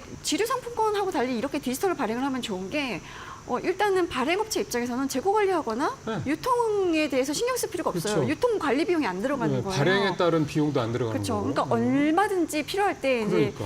그 발행을 할 수가 있고 판매를 할 수가 있었는데 네. 그래서 이커머스 업체들도 이거를 약간 어음처럼 활용을 한 거죠. 그러니까 이게 사실은 아까 그 60일 걸린다라는 그쵸. 거랑 연계를 해서 보면 판매를 진짜 어음이 해놓으면 그러는데. 돈은 들어오는데 이 발행업체한테는 60일 이후에 정산해주면 되니까 60일 동안에는 그냥 이 유동성을 쓸 수 있는 거예요. 네. 그러니까 티몬이나 위엠프 같은 경우가 상품권 판매 양대 산맥이었거든요. 대부분 해피머니나 뭐 도서문화 상품권 캐시, 컬처 캐시 이런 게 뭐 위메프 아니면 티몬 이런 데서 대부분 팔렸었어요. 그러니까 티몬이나 위메프가 이런 이제 상품권을 통해서 좀 이제 유동성을 확보하는 노력들이 좀 있었고 이 특히 거기 이제 상테크라는 게 유행을 하면서 이 네. 상품권 판매가 굉장히 급격하게 늘어났거든요. 상테크라는 거는 상품권으로 재테크를 그렇죠, 한다. 그렇죠. 그러니까 월초가 되면 티몬이나 위메프에 이런 어떤 딜이 떴다고 이렇게 쭉 이제 정보 공유도 되고 보통 월초, 월말 이런 때 이런 이제 상품권 핫딜 이런 것들이 좀 많이 떴었는데 핫딜이라는 거는 이제 싸게 가격 대비 판다는 싸게 거죠. 판다는 얘기구나. 네네, 그렇죠. 그러면 그렇게 싸게 상품권을 사서 네. 뭔가 이제 쓴다는 얘기잖아요. 그죠. 이 상테크라는 거를 열심히 하는 분들은 굉장히 열심히. 사실 저도 좀 상테크를 좀 했었는데. 네, 좀 저도 그 얘기를 여쭤보고 싶었는데 네, 그러니까 이게 상품권은 사실 재테크를 한다는 수준은 아니에요. 이게 어느 정도인 거냐면 해피머니를 예를 들면 이제 5만 원권 상품권을 이제 한 46,300원 정도에 사면 굉장히 싸게 산 거라는 생각을 좀 하는데 보통 신용카드는 이제 상품권 한 달 결제 한도가 한 100만 원 정도 네. 거든요. 근데 이제 5만 원짜리 20장을 사면 92만 6천 원에 살 수 있잖아요. 만약에 그만큼 싸게 사는 거니까. 46,200원에 산다면 그럼 이제 핀번호가 오고 그 핀번호로 해피머니 홈페이지에 가서 이제 등록을 하면 해피머니가 이제 100만 원어치가 쌓여요. 저는 92만 6천 원을 냈지만 이제 해피머니 100만 원이 쌓이는 거예요. 그만큼 싸게 산 거죠. 8만 원 정도 이득이란 얘기네. 그러니까 그렇죠.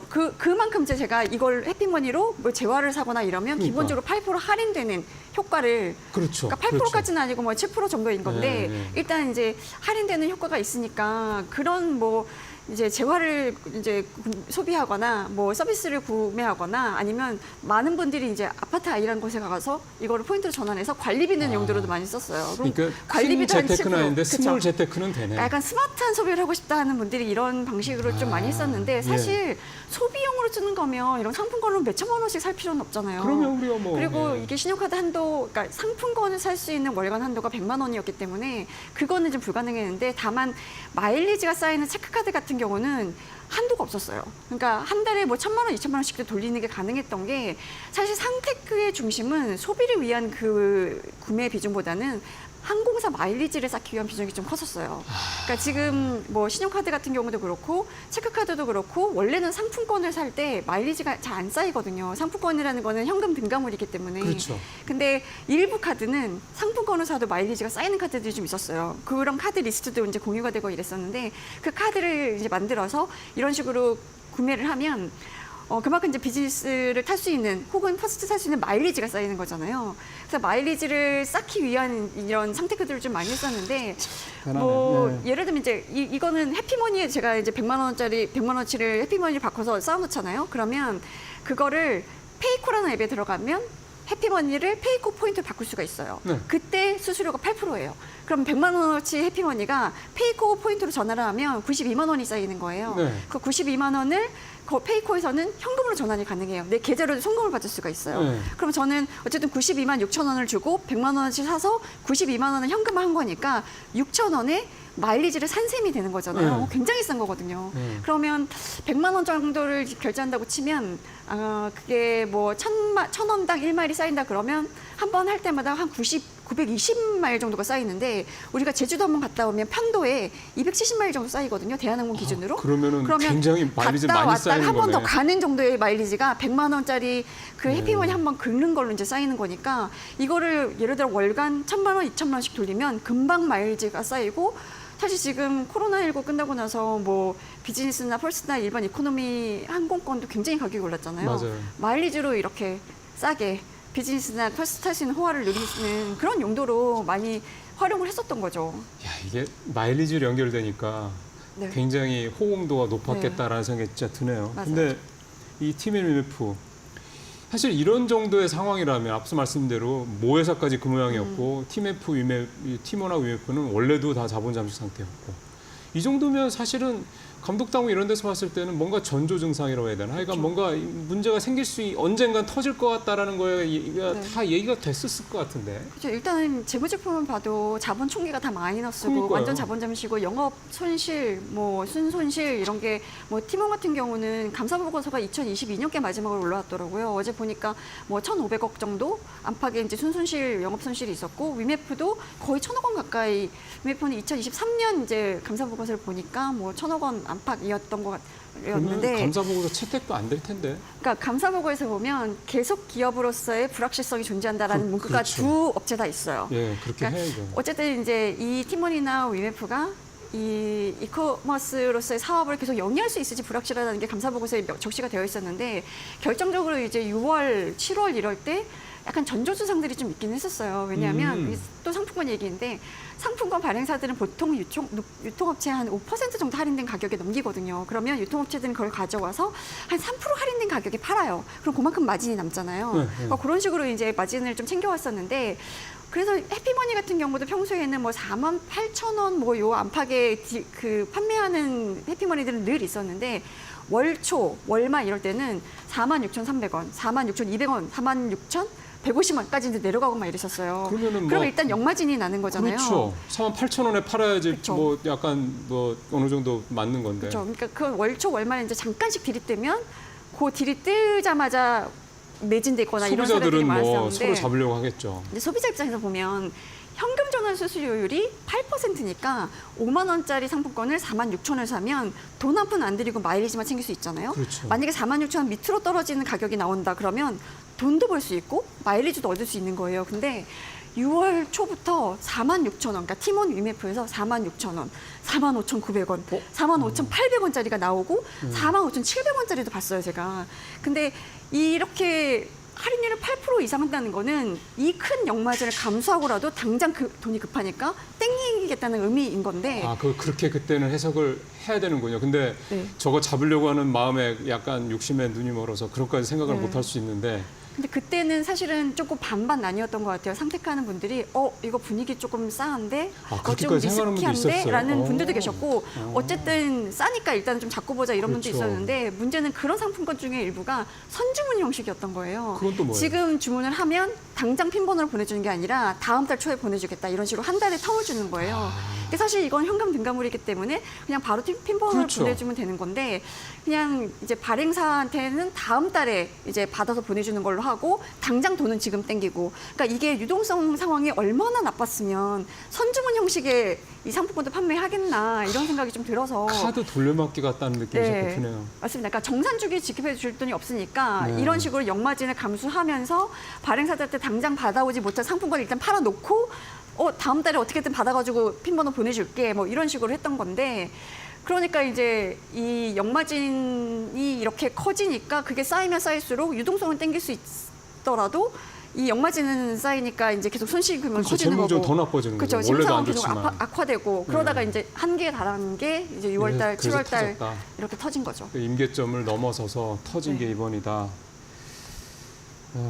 도대체 사실 이게 제도적인 문제도 얘기를 많이 합니다. 네. 이런 거 뭐 이렇게 40일, 60일 이렇게까지 정산 주기를 두는 게 말이 되느냐. 네. 그게 보니까 기준도 없다고 하더라고요. 네. 그러니까 어떤 데는 뭐 빨리 뭐 며칠 한 일주일, 2주일, 2주인가 이렇게 주는 데도 있는데 여기는 뭐 40일, 60일까지 나오니까.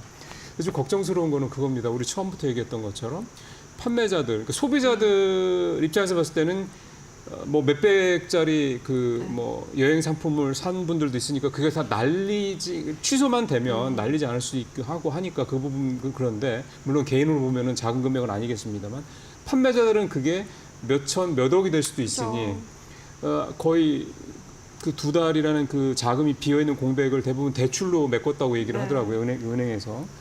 근데 이게 상품권 시장도 되게 이제 쪼그라들 가능성이 높다는 생각도 들고 만약에 이게 잘못되면 되게 소상공인 판매자들 네, 맞아요.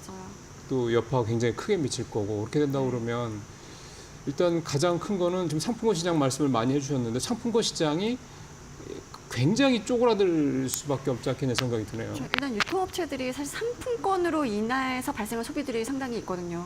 그러니까 그 규모 자체가 이제 줄어들 가능성이 있는데 그것도 그거지만 뭐 지금 이 TMF 사태를 겪으면서 여러 가지 이제 대책들이 뭐가 돼야 되냐라는 네. 이제 문제 제기가 좀 이루어지고 있잖아요. 뭐 유통업 선진화 뭐 이런 것들도 필요하긴 한데 아까 말씀하셨던 것처럼 정산 주기를 좀 정비를 해서 조금 줄이거나 이런 것들 논의가 되고 있고 하나는 상품권 시장의 문제도 있는데 이게 사실은 원래는 상품권이라는 게 정부의 인가를 받아서 발행할 수 있었어요. 근데 그래야죠. 1999년에 상품권법이 개정이 되면서 누구나 발행할 수 있게 바뀐 거예요. 근데 문제는 이게 그러니까 사실 이게 그렇게 되니까 발행, 유통 이게 정확하게 통계도 집계가 안 되고 대략 그러니까요. 연간 한 10조 원 정도 규모가 된다고는 하는데 우리가 사실 지금 해피머니나 이런 디지털 상품권 말고도 기프티콘도 사실 하나의 상품권인 거잖아요. 그렇죠. 우리 스타벅스 상품권 미리 이제 받아가지고 앱에 이제 저장해 놓는데 아마 스타벅스 상품권 그 발행 규모도 굉장히 클 거란 말이에요. 근데 그게 딱 집계가 돼서 우리나라 상품권 시장의 규모가 얼마다라는 이제 통계가 일단 없고 이 상품권은 사실 발행해 놓은 부채인 거거든요. 이게 발행해 놓은 그럼요. 회사 입장에서는 네, 이게 언젠가는 소비자들한테 내줘야 될 거기 그럼요. 때문에 네. 그래서 회계 계정에도 선수금으로 잡히고 그 부채인 건데 이게 상품을 팔아서 돈을 받았으면 그만큼 예치금으로 해놔야 되잖아요. 우리가 은행에서 예금 받으면 지급준비금 같은 거를 만들어 뒀듯이 상품에 대해서 그런 게 필요한데 지금 그런 규정이 하나도 없어요. 그러니까 티머니나 미메프 그리고 이제 해피머니 같은 경우도 지금 해피머니 비롯한 뭐 컬처 캐시라든가 뭐 도서문화 상품권도 다 쓸 수 있는 곳이 막혀 있는 상황인 거예요. 해피머니도 발행사의 감사 보고서를 제가 봤더니 여기도 자본 잠식이고 여기도 지금 이렇게 유통 구조가 막혀버리면 해피머니를 지금 갖고 있는 사람도 이거를 쓸 수가 없으니까 해피머니도 지금 휴지 조각이 될 수밖에 그렇죠. 없는 상황인 거거든요. 나는 그거 돈 주고 산 건데. 그렇죠. 그러니까 그런 게 사실 이제 이것도 전자금융거래법에 의해서 발행할 수 있게 해야 되는데 전금법에 따르면 뭐 신탁 혹은 지급보증 보험 같은 거를 들어야 되는데 네. 이제 상품권 상품권법에는 그런 게 없으니까 그런 면에서는 좀 이런 것들을 뭐 좀 개정할 필요가 있고 유통업자 입장에서는 보면 우리가 유통업체 밸류에이션 할 때 GMV라는 이제 개념을 많이 쓰잖아요. 총 거래 한번 금액. 들은 것 같은데. 그러니까 우리가 보통 기업은 매출이 있는데 온라인 이 플랫폼들, 그러니까 이커머스들은 사실 약간 두 부류예요. 플랫폼, 그러니까 중개를 네, 해주느냐 네, 아니면 네. 자체적으로 직구해가지고 그러니까 직거래하느냐의 차이인 건데 뭐 오픈마켓 경우에는 판매사들이 이제 판매한 거에 대한 수수료를 이제 받기 때문에 매출에는 수수료만 잡히잖아요. 근데 쿠팡 같은 경우는 매입을 해서 판매를 하기 때문에 뭐 로켓배송 같은 건 쿠팡이 직매입해가지고 판매한 거기 때문에 그 판매 금액까지도 다 매출로 잡히니까 아, 네이버하고 쿠팡하고의 차이가 그렇죠. 그거구나. 그 방식에 따라서 매출로 비교를 하면 이 이커머스의 규모를 비교할 수가 없으니까 보통은 총 거래 금액, 그러니까 판매자든 직구입한 거든 거래가 이루어진 그 금액을 가지고 밸류에이션 하거든요. 근데 그 GMV에 기여했던 것 중에 하나가 이제 상품권 매출이었는데, 그러니까 쓱닷컴 같은 경우도 그런 거예요. 상품을 판매해 놓은 것도 이제 그 GMV에 속하고 그 상품권으로 소비자가 상품을 샀다. 그것도 이제 GMV에 속하니까. 근데 이 상품권 시장이 좀 죽어버리면 GMV 자체가 좀 줄어들 수 있고 이걸로 인해서 이커머스들은 좀 타격을 받을 수도 있는 거죠. 그 지난번에 그 11번가 얘기하고 그런 얘기할 때 그 얘기도 했었던 것 같아요. 네네. 그래서 중복 투자사 입장에서는 그쵸. 평가하는 사람 입장에서는 그쵸. 그러니까 인수를 하려고 하는 맞아요. 의향인 분쟁이 좀 데서는 이거 네. 중복 매출하냐 네네. 그렇게 지적을 충분히 할 법한 그런데 그나마 이번 팀앰프 사태 때문에 상품 시장이 분명히 이거는 타격이 없을 수가 없을 것 같습니다. 네, 또 맞습니다. 신뢰도 문제고 어떻게 보면은 근데 또 이런 걸 통해서 양성화라고 해야 되나? 아까 말씀하신 아무런 규정이 없고 아무런 그런 뭐 저 제한도 없고 견제도 없고 하니까 그래서 상품권 시장이 좀 양성화될 수 있는 글쎄요. 뭐 너무 이렇게 얘기하면은 남 얘기처럼 하는지는 모르겠는데 그런 생각이 좀 듭니다. 예, 오늘 이 TMF 사태가 가져올 여러 가지 특히 이제 상품권 시장을 중심으로 해서 이 유통업계에 영향을 좀 권소연 기자와 함께 자세히 좀 체크를 좀 해봤습니다. 권 기자님 말씀 잘 들었습니다. 네, 감사합니다.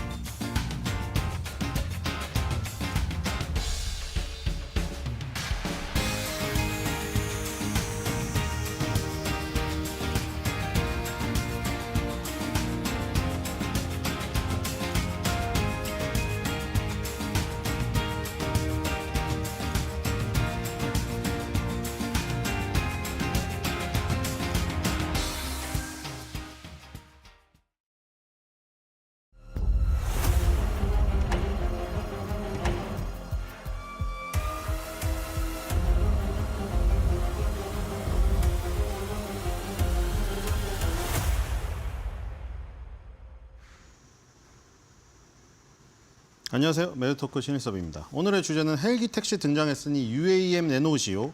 피트 드론 타고 제주도 가는 꿈입니다. 제가 어렸을 때 데몰리션맨이라던가 제오 원소 이런 영화를 아시는 분은 공감하실 텐데 그 영화를 보면서 와 정말 내가 살아생전에 저 미래의 시대가 올 수 있을까? 왜냐면 그 데몰리션맨에서는 과거에 이제 실베스타 스텔론이 경찰이다가 웨슬리 스나이프스를 폭행해가지고 둘 다 냉동 인간으로 갇힙니다. 그런데 이제 웨슬리 스나이프스가 얼음에서 녹아가지고 풀려나요. 근데 미래 경찰들은 다 허수아비거든요. 너무 세상이 좋아져가지고 경찰이 할 일이 없어요. 그래서 경찰이 싸움도 못합니다. 그래서 웨슬리 스나이프스를 잡기 위해서 실베스타 스텔론을 같이 녹이죠. 그래서 나온 그 세상에는 타코벨이 아직도 존재합니다. 타코벨과 피자헛은 아직도 존재해요. 근데 뭐가 바뀌었냐? 경찰차들이 날아갑니다. 날아다녀요. 그리고 수직 이착륙을 합니다. 붕 떠서 앞으로 갔다가. 그리고 제오 원소. 정말 명작이죠. 제오 원소에 나오는 그 미래 시대의 그 상황을 보시면은 정말 그 하늘길이 마치 그 도로에 그려진 선이 그어진 도로처럼 일반 도로처럼 아주 잘 짜여진 하늘길, 우리 눈엔 보이지 않지만 자동차들이 다 날라서 잘 바둑판 배열하듯이 날라서 잘 다닙니다. 사고 없이. 그래서 저게 공상과학 영화니까 뭐 저게 되겠어 했는데 그 당시에 그 시대상이 2050년, 60년이에요. 그러니까 공상과학 소설을 어렸을 때 보거나 영화를 봤을 때 그 연도가 거의 다 왔어요. 지금이에요. 2030년짜리도 많이 있었어요. 근데 2030년이 왔는데 어렸을 때 보던 공상과학 소설이나 공상과학 영화만큼 그렇게 되지는 않았죠. 근데 그건 이제 영화나 소설이니까 거기에 나오는 예를 들어 요소라던가 이런 것들이 등장할 수도 있는데 등장하기 시작하네요. 그래서 죽기 전에 제호 원소처럼 하늘을 날아다니는 택시를 타거나 아니면은 88 올림픽 이후에 올림픽을 다시 우리나라에서 하는 거. 저의 남은 여생의 꿈입니다. 저의 개인적인 꿈은 아니고 이 세상에서 느끼고 싶은 꿈이 그거예요. 그래서 일단 헬기 택시가 등장했네요. 이거 어떻게 보셨나요? 타고 싶으신가요?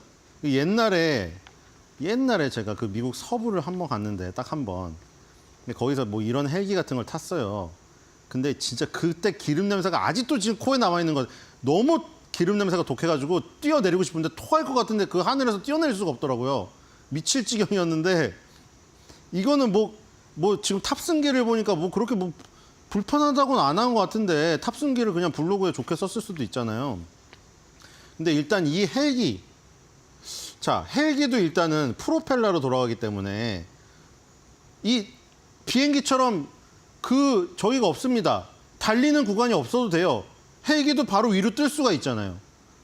그러니까 그건 장점인데 문제는 이 프로펠러 소리 자체가 어마어마합니다. 이거 거의 이거 풍력 에너지 블레이드 도는 게 이렇게 달려 있다고 생각하시면 되죠. 여기 맨 끝에 그 윤곽선에 있는 바람의 세기는 얼마나 크겠어요. 와류 현상이라고 하죠. 바람이 돌고 있는데 헬기가 또 그 블레이드가 오잖아요. 그럼 그 부딪히는 소리가 귀에 윙인 거라서 공황장애 있는 사람들은 더 공황이 심해서 못 타요, 이거. 혹은 발항공포증 있는 사람들 있죠. 탈 수가 없어요. 근데 어쨌든 이 헬기 택시가 나왔다. 이게 돈이 얼마냐면은 서울 강남에서 인천공항. 이게 지금은 사실 저기 한강 거기에 자리가 하나 있더라고요. 거기를 가서 타야 되는데 서울 강남에서 인천공항 20분 운항 기준으로 편도 44만 원이거든요. 편도? 그러니까 왔다 갔다 하시려면 88만 원 내야 되는데 그러니까 뭐 이거는 사실 기준이 다르기 때문에 내가 정말 난 미쳐버리겠다 그럴 경우 있잖아요. 차가 너무 막혀가지고 진짜 집 코앞에서 저기 가는데 막 차가 막혀서 못 갈 때 차 버리고 싶을 때 있잖아요. 정말로.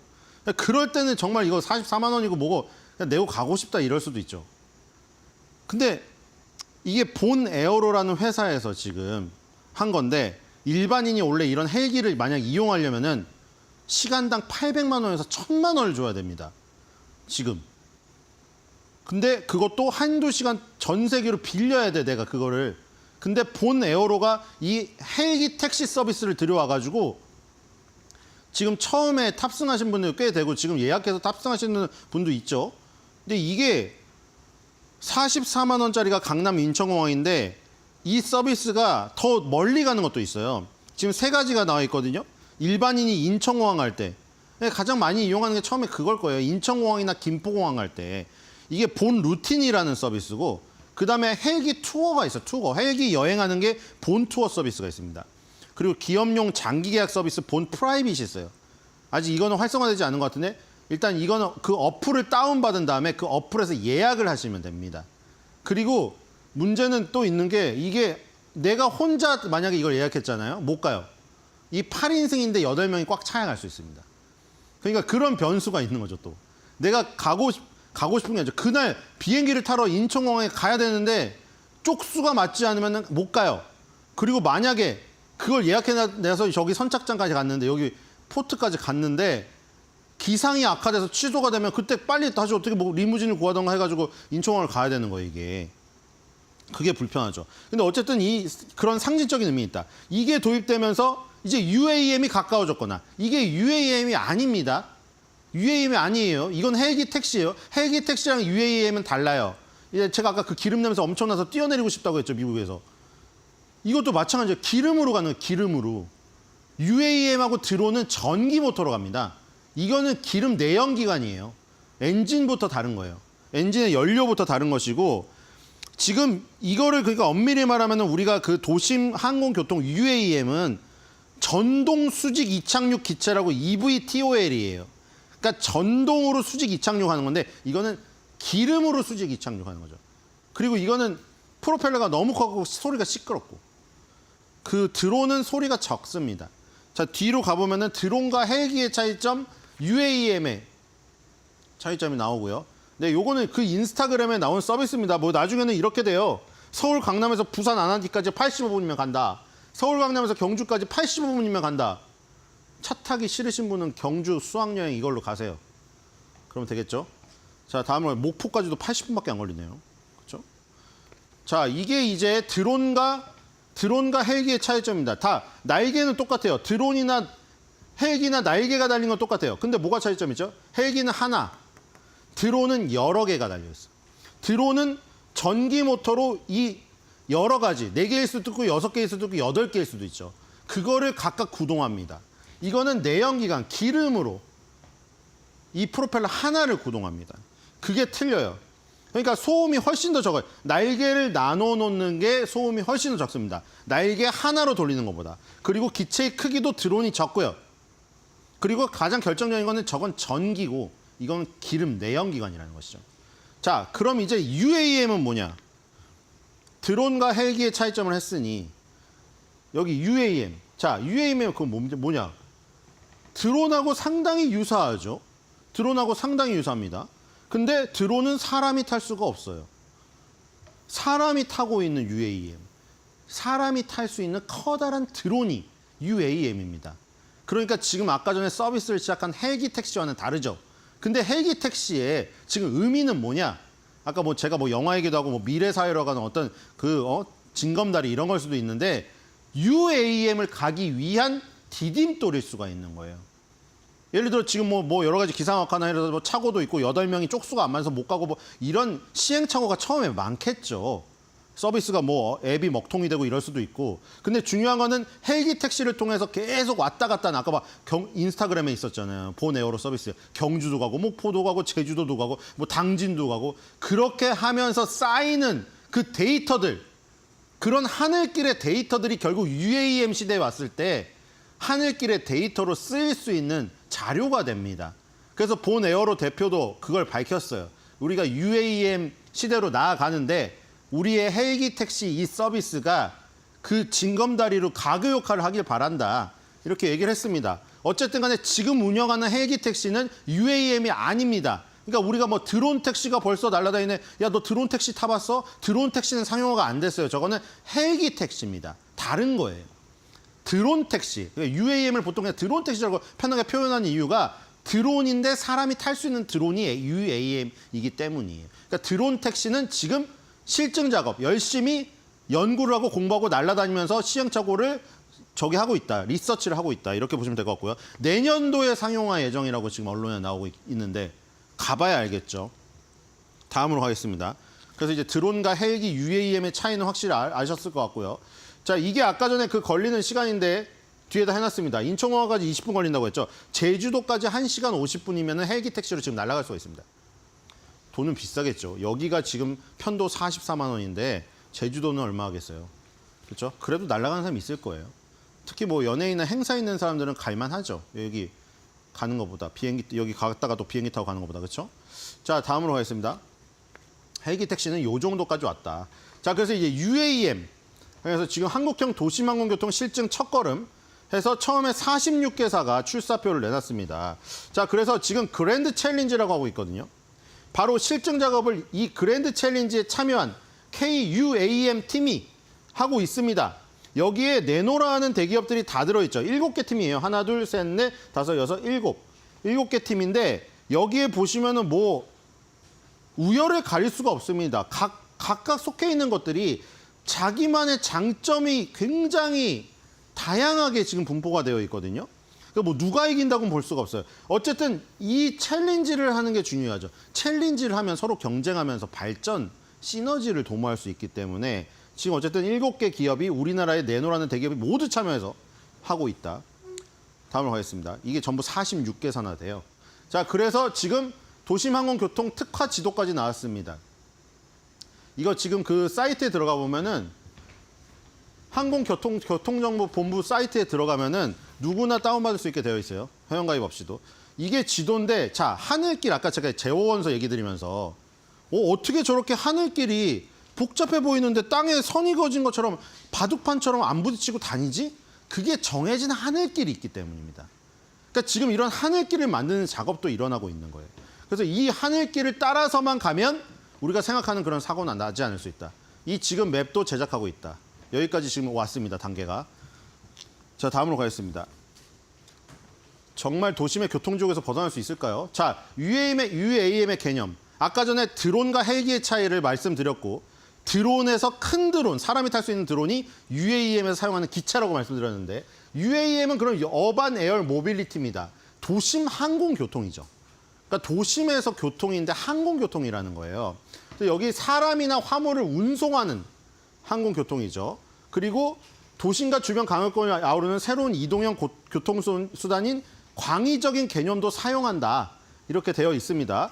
그래서 여기 보시면 도심 항공 모빌리티인데 도심 지역은 아까 말한 대로 지금 헬기 택시에도 서비스하고 있는 인천공항을 왔다 갔다 하는 거에서 헬기 택시가 지금 뭐 당진, 경주 얘기도 나오고 있잖아요. 광역권, 지역권. 그러니까 지역별은 똑같은데 헬기의 기체의 특징과 지금 여기서 사용하는 UAM에 사용되는 드론 택시, 드론의 기체의 특장점이 있을 뿐이죠.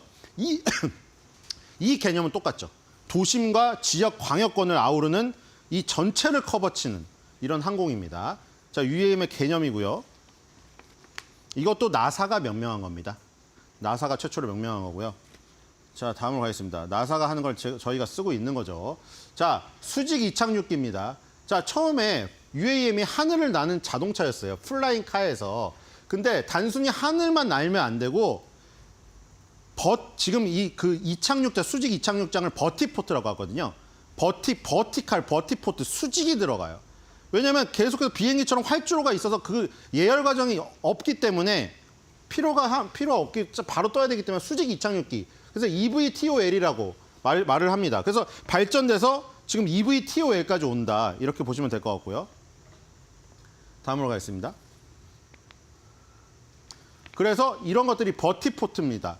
여기서 바로 수직 이착륙을 하여서 떠가는 건데 한화 시스템에서 나온 자료인데 카렘 에어크래프트에서 분사한 오버에어에 투자를 했습니다. 그래서 오버에어와 함께 버터플라이를 공동 개발하고 있다. 그래서 한화 시스템이 UAM의 지금 선두 주자라고 보시면 될 것 같고요. 아까 말한 KUAM 컨소시엄에도 들어있어요. 자, 다음으로 가겠습니다. 자, 그래서 중장기 사업 목표입니다. 에어 모빌리티가 지금 뭐 엄청나게 성장을 하여 2030년 되면 11조 원의 시장이 된다고 지금 중장기 목표를 세워놨습니다. 다음으로 가겠습니다. 자, 한화시스템이 한국공항공사와 김포공항의 에어 셔틀 서비스를 제공해 줄 수 있는 대규모 버티포트를 구축한다. 자, 이게 수직 이착륙장입니다. 그래서 버티컬이라는 단어가 들어가 있죠. 수직 이착륙하는 드론의 장점을 살렸기 때문에 긴 활주로가 필요가 없는 겁니다.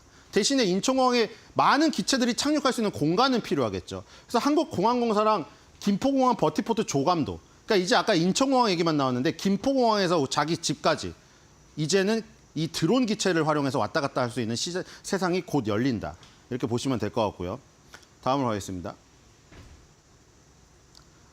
네, 아까 전에 에어택시 버터플라이 모습을 지금 이 조감도로 나타낸 겁니다. 곧 이런 지금 버터플라이를 개발을 해서 저렇게 날아다니면 김포공항, 인천공항, 하늘길을 통해 가지고 버티포트에 착륙했다가 집으로 가고 이렇게 왔다 갔다 할 수 있는 시대가 열린다. 자, 그래서 한화 시스템이 지금 이 방산, 라이다, 이 전투기의 눈을 만드는 이 회사로 유명하지만 결국 UAM 관련주로도 나중에 엮일 수 있으니 지금 꼭 살펴보시면 좋을 것 같고요. 자, 오늘의 한 줄 매드평입니다. 학창시절 못 이룬 비행 청소년의 꿈 좋지 않나요? 비행 청소년의 꿈 재미로 하는 겁니다. 자, UAM으로 이뤄보자.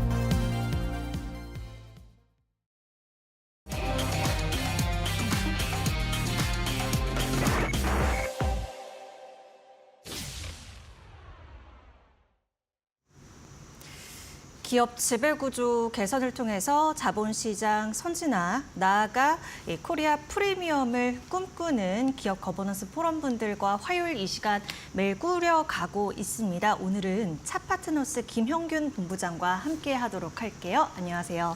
안녕하십니까. 네. 이제 기업들이 슬슬 밸류업 공시 본격화하는 시점인 것 같아서 오늘도 두 곳을 본부장님이랑 저랑 살펴볼 거잖아요. 예. 근데 제가 이제 기사나 이 공시 내용들을 좀 보면 용어들을 아마 우리 시청자분들 이제 많이 공부하셔가지고 아실 수 있지만 조금 더 자세히 이게 어떤 의미인지 짚어드리는 게 좋을 것 같아서 오늘 그런 부분들 본부장님이 짚어주신다고 하거든요. 일단 첫 번째로 많이 나오는 게 ROE예요. 그래서 이 부분을 일단 우리가 짚고 넘어가 보도록 하겠습니다. ROE 많이 들으셨을 텐데 우리 본부장님의 입을 통해서 설명해 주세요. 예. ROE는 리턴 온 에쿼티의 이제 줄임말이고 한국말로 자기자본 이익률이라고 하거든요. 네. 그래서 순이익을 기업의 자기자본으로 나눈 값입니다. 네. 그러니까 이거를 쉽게 풀어 설명하면 네. 기업의 이제 주주들의 돈으로 기업이 얼마나 수익을 잘 내고 있는지를 이제 보여주는 기업의 가장 핵심적인 지표라고 할 수 있습니다. 그러면 높을수록 좋은 거예요? 물론 이제 높을수록 좋은데요. ROE가 높은 게 오랫동안 지속되는 게 굉장히 어렵거든요. 야, 예. 왜냐하면은 ROE가 높다는 얘기는 돈을 잘 번다는 얘기이기 때문에 경쟁이 치열해집니다. 그래서 ROE가 지속 가능한 것이 오히려 더 중요한 거고요. 그래서 적정한 수준에서 지속 가능한 맞습니다. 거예요? 네. 네. 그러면 그러니까 기업이 갖고 있던 자기 자본 운영을 얼마나 효율적으로 하느냐 이것을 ROE라고 말씀을 해 주시는 거고 네, 저희가 지금 그림으로 좀 준비를 했어요, 본부장님. 네. 이거 보면서 우리 한번 조금 더 쉽게 좀 알아볼 수 있을까요? 예. 그러니까 저 그림의 제일 아래쪽에 있는 네. 이제 ROE가 자본을 가지고 얼마만큼의 이익을 내는지에 대한 지표인 거고 네. 그래서 이게 결국에는 우리가 흔히 기업을 밸류에이션 할 때 쓰는 PBR, PER하고 다 이런 산수로 다 연결이 돼 있습니다. 네, 네. 그래서 자본을 통해서 벌어들인 순이익의 몇 배를 쳐주냐 이게 이제 PER 지표고 그렇게 도출된 값이 시가총액이고요. 그걸 이제 자기 자본으로 나눈 값이 PBR입니다. 이제 이렇게 연결이 돼 있고 그래서 ROE가 높으면 일반적으로 밸류에이션이 높다고 볼 수 있습니다. 네. 또 요새 이제 금융 지주사들 밸류 공시 좀 발표를 하면서 이 보통주 자본 비율 얘기도 나오거든요. 이건 어떤 건가요?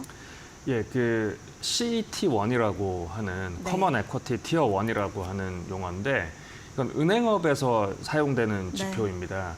그래서 은행업이라는 게 그 은행업의 본질을 살펴보면 예금을 받아서 그걸 가지고 대출을 해서 돈을 버는 사업이거든요.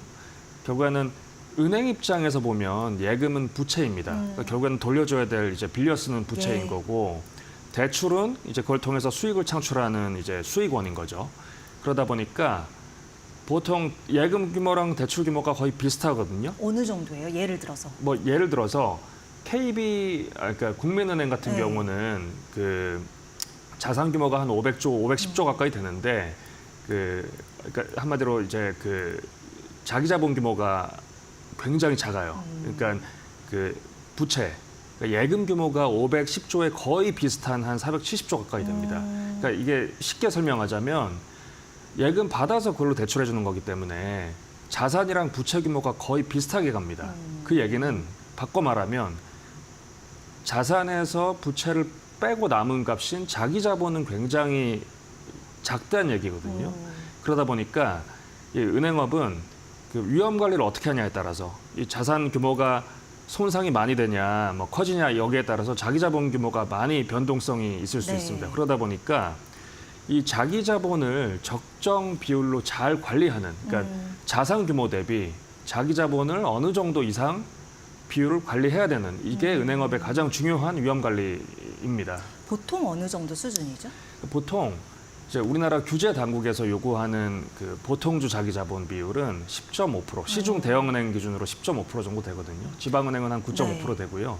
그러니까 그거는 반드시 뭐 법으로 지켜야 되는 그런 거라기보단 가이드라인인데 일반적으로 가이드라인을 초과해서 한 13% 정도를 맞추려고 시중 은행들이 하고 있습니다.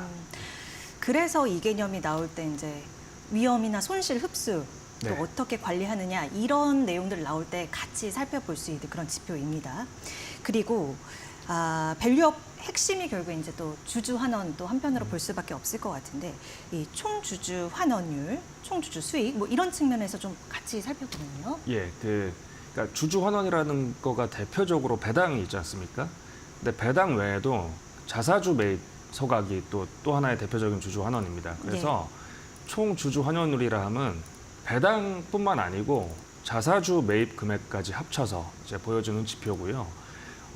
여기서 이제 총 주주 수익률이라는 개념이 하나 더 있는데 네. 이거는 주주 환원율 플러스 주가 상승률입니다. 그래서 주주 입장에서 내가 이 기업에 투자했을 때 주가가 어느 정도 올랐고 플러스 환원을 어느 정도 받았다. 이제 이런 의미로 보실 수 있습니다. 네. 저희가 이렇게 일단 오늘 이해하시도록 이 세 가지 개념을 짚어드렸고 저희가 더 이해하시기 쉽게 지난주에 나왔던 이 밸류업 공시 기업들 얘기로 더 들어가 보도록 하겠습니다. 일단 신한금융입니다. 이 포럼에서 기업들마다 이제 공시 내면 학점을 주신다고 했어요. 그래서 이게 어떤 기준으로 이렇게 책정이 됐는지 살펴볼 건데요. 먼저 신한금융 어떤 학점 받았는지 바로 보도록 하겠습니다.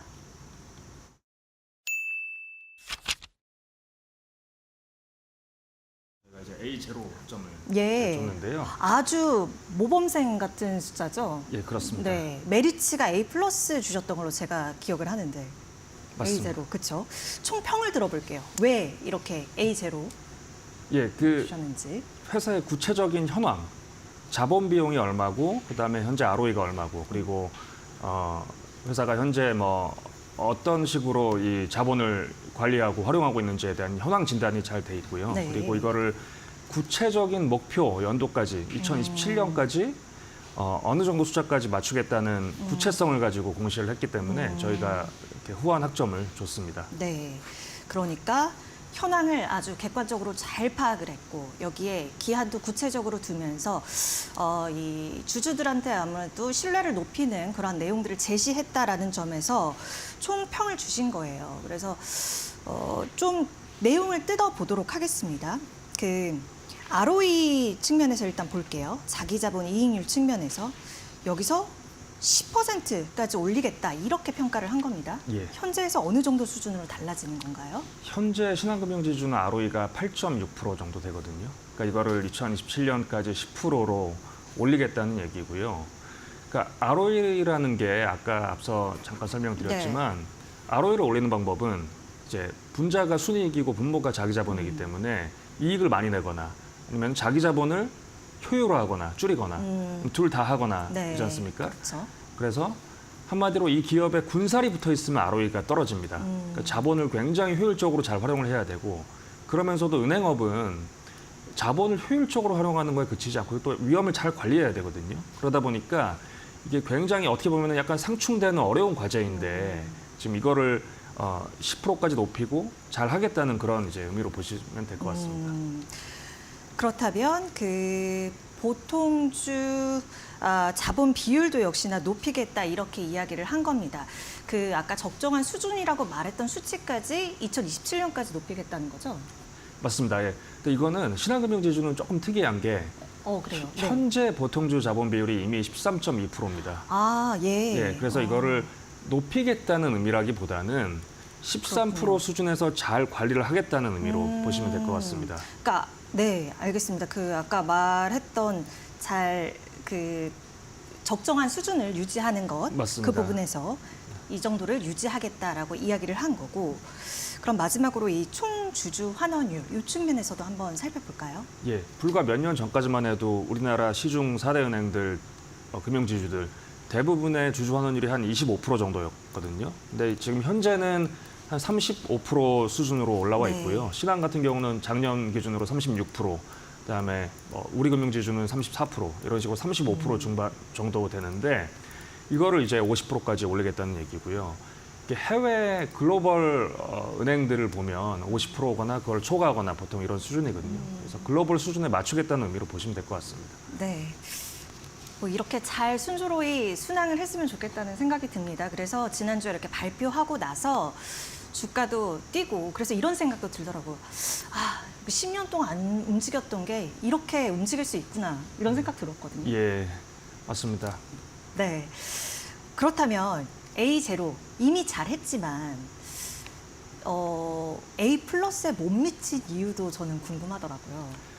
예, 저희 이제 포럼에서 A 네. 플러스를 주지 않은 이유는 저희 포럼 성명서에도 잘 나와 있는데 기업의 이런 주요 의사결정의 핵심은 이사회 의장이 돼야 되는데 신한 같은 경우는 보면 위상이 이사회 의장의 위상이 대표이사 회장의 위상보다 조금 낮은 것처럼 보이는 그런 구조가 그래요? 어떻길래요? 이게 그러니까 사실 구조라기보다는 네. 저희 밸류업을 발표한 자료나 뭐 이런 자료들에도 대표이사 회장이 좀 더 우선시 돼 있고 이제 그런 측면에서 조금 더 이사회 중심 경영을 할 수 있지 않냐라는 그런 격려 뭐 이런 차원에서 만점을 주지는 않은 걸로 그렇게 알고 네. 있습니다. 네.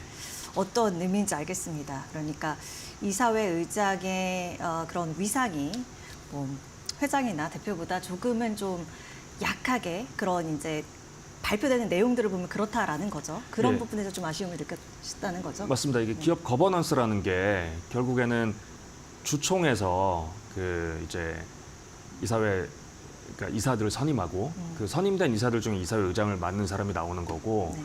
그 이사회에서 이제 그 이사들 중에 대표이사를 또 뽑는 구조거든요. 그러니까 이 거버넌스의 구조상 이사회 의장의 권한이 좀 더 확대되고 강화되고 네. 예, 그런 부분이 조금 필요하고 좀 아쉽다라는 측면에서 A0 학점을 주었다. 신한금융지주 관련해서는 저희가 이렇게 살펴봤고요. 사실 신한금융지주보다 하루 앞서서 발표를 한 곳이 있었죠. 맞습니다. 우리금융 쪽인데 이쪽은 또 몇 점을 받았는지 우수한 성적을 거뒀는지 화면 통해서 보시도록 하겠습니다.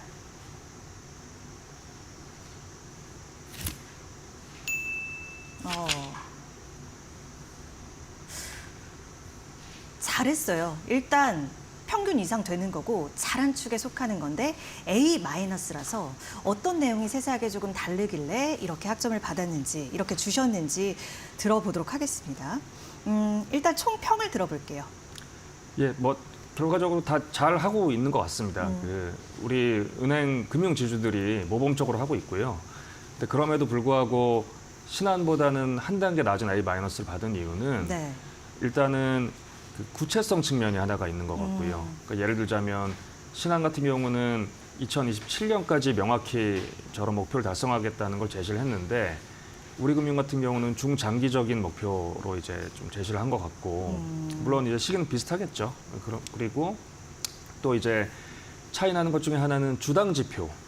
그러니까 사실 이 주주 입장에서 주당 지표가 제일 중요한 지표인데 네. 이제 예를 들어서 신한 같은 경우는 주식수를 자사주 매입 소각을 통해 좀 많이 줄여서 이렇게 주당 지표를 개선하겠다는 그런 구체적인 숫자를 제시를 했는데 예. 우리금융 같은 경우는 그런 부분이 조금 이제 아쉽지 않았나 하는. 네. 지금 보면은 저렇게 주주환원 계획을 우리금융지주에서는 뭐 2구간, 3구간 이렇게 나눴던데 이거 조금 설명해 주실 수 있어요? 예, 이거는 그냥 네. 단순하게 뭐 최종 목표치로 가는 과정을 좀 세분화해서 이렇게 보여줬다고 보시면 될 것 같고요. 결과적으로 최종 목표치는 신한하고 우리하고 똑같습니다. ROE 10%, 그다음에 보통주 자기자본 비율 13%, 주주 환원율 50%. 근데 그 과정에서 저렇게 순차적으로 가겠다는 걸로 보시면 될 것 같습니다. 네. 보통주 자본 비율을 신한금융은 어쨌든 유지하는 수준이었던 거 달리 우리금융 쪽에서 어쨌든 조금 더 높이겠다 이렇게 발표했죠? 맞습니다. 예, 이게 신한은 이미 뭐 충분한 자본이 확충돼 있는 걸로 보시면 될 것 같고요. 우리금융 같은 경우는 조금 더 안정성에 포인트를 두겠다. 뭐 그런 의미로 보시면 될 것 같습니다. 네. 이렇게 저희가 두 금융 지주사들을 통해서 이 포럼에서 학점 준 것을 통해서 어떻게 기업들이 밸류업 준비를 하고 있는지 그리고 또 주가에 어떻게 영향을 미칠지 좀 기대해보고 전망해보는 그런 시간으로 마련을 해봤는데요. 저희 또 이들리 TV 오만한 인터뷰에서 계속 이렇게 짚어주실 거잖아요. 그리고 저희도 이 기업 밸류업, 증시 밸류업과 함께 좀 걸어가는 모습을 보여드리도록 하겠습니다. 또 저희 2주 뒤에 또 다른 포럼원 분께서 나와주셔서 또 설명을 해주실 거거든요. 그 시간도 함께 기대해 주시면 좋을 것 같고, 다만 아쉬운 것은 기업들이 이렇게 잘 하겠다 노력을 하고 있는데 그 얼마 전에 또 정부의 이 세법 개정안 내용이 나왔잖아요. 그런데 좀 실망스러웠다 이런 이야기들을 하셨더라고요. 그 가장 큰 이유와 또 뭐 여러 가지 이유들 짚어주셔도 좋을 것 같고요. 예, 제가 뭐 세법 전문가는 아니지만 그 사실 이런 논의가 촉발된 계기가 기업 거버넌스가 너무 낙후돼 있다 보니까 이 거버넌스를 개선하면서 동시에 조금 그 당근을 주자는 그런 이제 취지였거든요. 그런데 이번 발표에는 거버넌스 개혁에 대한 얘기는 사실 좀 이제 빠져 있고 좀 세제 측면에서만 좀 초점을 맞추다 보니까 결국에는 어떤 일종의 선행 요건인 거버넌스 개혁 없이 세금만 그런 혜택을 주는 게 아닌가라는 이런 이제 좀 우려가 시장에 있는 걸로 알고 있고요. 저도 이제 개인적으로는 공감을 하는 바입니다. 물론 이제 세금이 이렇게 개편되는 방향성은 저도 공감은 하지만 더 중요한 거는 기업 거버넌스의 개선이다. 그래서 이런 얘기를 하고 싶습니다. 네. 그러니까 최대 주주 할증 같은 것도 우리 1,400만, 1,500만 개미 투자자, 개인 투자자들 좀 실망할 수 있는 내용이었다 이렇게 말씀을 좀 해주시더라고요. 예. 이게 기존에 최대 주주 할증이 붙었던 이유가 경영권 프리미엄이 존재하기 때문이거든요. 네. 근데 우리나라 예를 들어서 뭐 정부가 하기로 했던 의무 공개 매수 같은 경우 아직 뭐 최종 도입안이 발표도 안 되고 확정도 안 됐는데 일단 프리미엄을 없애는 방향으로 지금 간 거기 때문에 제가 앞서 말씀드린 그런 선행 요건이 없이 이렇게 세금이 변화되는 게 아닌가 이런. 그럼 그 선행 요건이라고 말씀하시는 것들은 우리가 이 시간 통해서 지속적으로 살펴봤던 상법 개정이라든지 이런 핵심적인 내용들일 거잖아요. 맞습니다. 저희가 본부장님 또 뵙기까지는 한 달 정도 시간이 남아서 이 시간을 통해서 이것은 꼭 돼야 된다. 제언을 좀 주신다면요. 상법 개정이 가장 중요한 것 같습니다. 이게 이사 충실 의무 말씀하시는 거죠. 주주에 대한 충실 의무죠. 네. 이게 뭐 법조문이 어떻든 간에 현실에서 전혀 구현되지 않고 있거든요. 이사가 주주에 대해서 충실하게 일해야 된다는 게. 그래서 이게 뭐 어떤 테크닉과 구체적인 디테일에 대한 여러 가지 논의가 있지만 그걸 떠나서 큰 틀에서 이사가 주주에 대한 충실 의무를 이렇게 가질 수 있게끔 법이 개선이 돼야 되는 것 같습니다. M&A나 이거 이렇게 상법 개정되면 M&A나 좀 제약될 수 있다? 이런 거에 대해서는 어떻게 생각하세요? 그거는 이제 충실 의무의 개념을 약간 오인하고 혼동해서 나오는 얘기인 것 같아요. 왜냐하면 충실 의무는 특정인과 또 대부분의 전체 주주와 어떤 이해관계가 상충될 때 그거 하지 말라는 얘기거든요. 근데 M&A를 잘하는 거는 전체 주주한테 이익이 되기 때문에 예를 들어서 지금 뭐 나오고 있는 두산이나 뭐 그런 어떤 계열사 간의 합병에서 그런 이해상충이 발생하는 겁니다. 그래서 결과적으로 계열사 간 합병이 아닌 기업의 건전한 합병이나 M&A는 뭐 이거와 무관하게 많이 될 걸로 그렇게 보고 있습니다. 네, 알겠습니다. 자, 오늘 기업 거버넌스 포럼 이사로 활동 중인 김영균 본부장님과 함께 신한금융 그리고 우리금융 또 밸류업 어떻게 이렇게 진행을 할지 또 중장기적인 계획과 함께 같이 살펴보는 시간으로 마련을 해봤습니다. 다음에 또 알찬 내용으로 또 다시 한번 인사 나눠주시면 좋을 것 같아요. 오늘 말씀 고맙습니다. 감사합니다.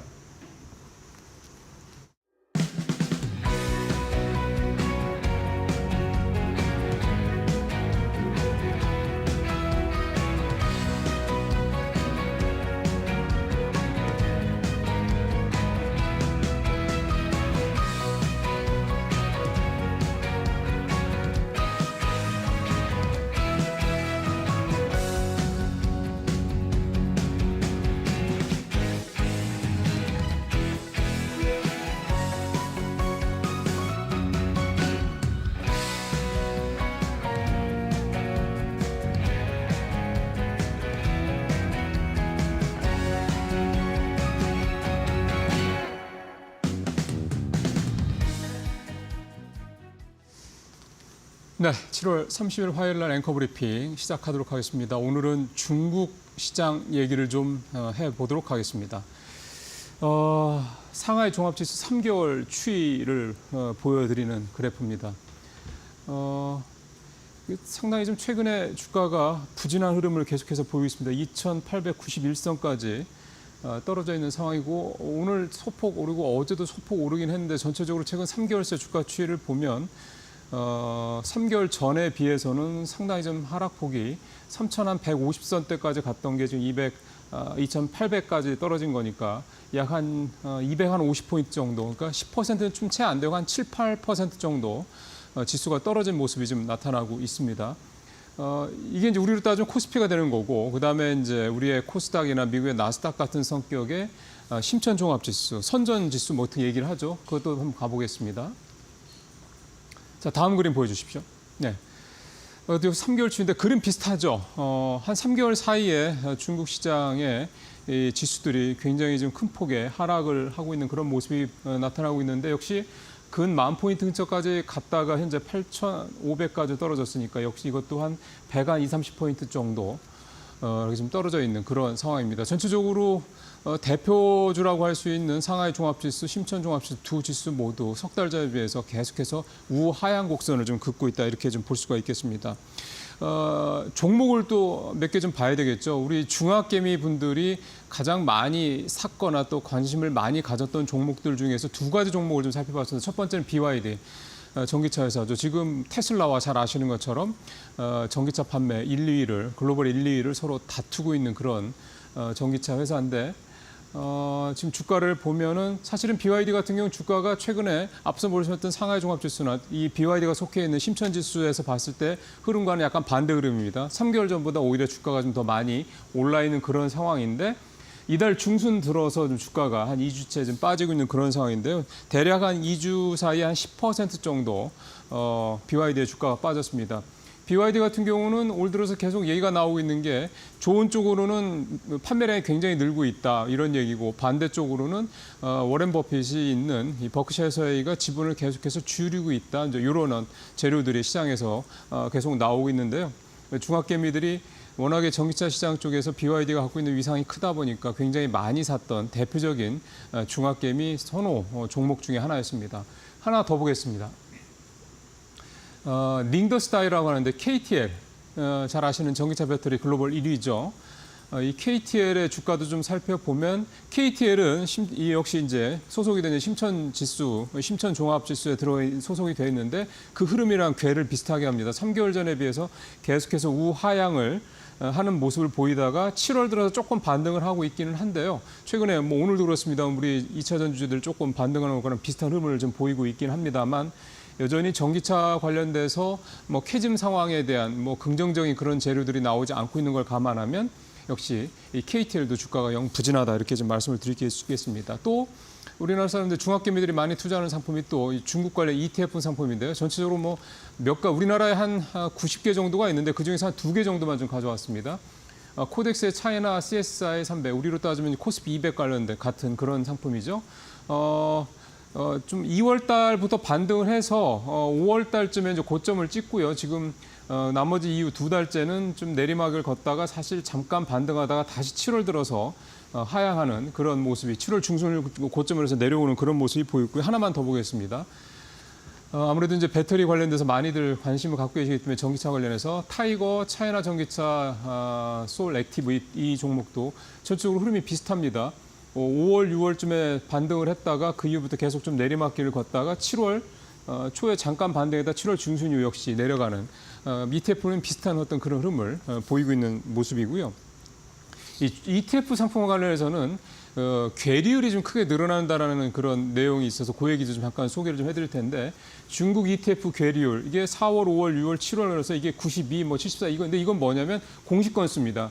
그러니까 괴리율이 원래 해외 상품 같은 경우 기초자산이 해외 상품 같은 경우 2%가 이제 기준이거든요. 2%를 넘거나 너무 또 여기를 넘나드는 그런 상품 같은 경우는 공시를 하도록 되어 있는데요.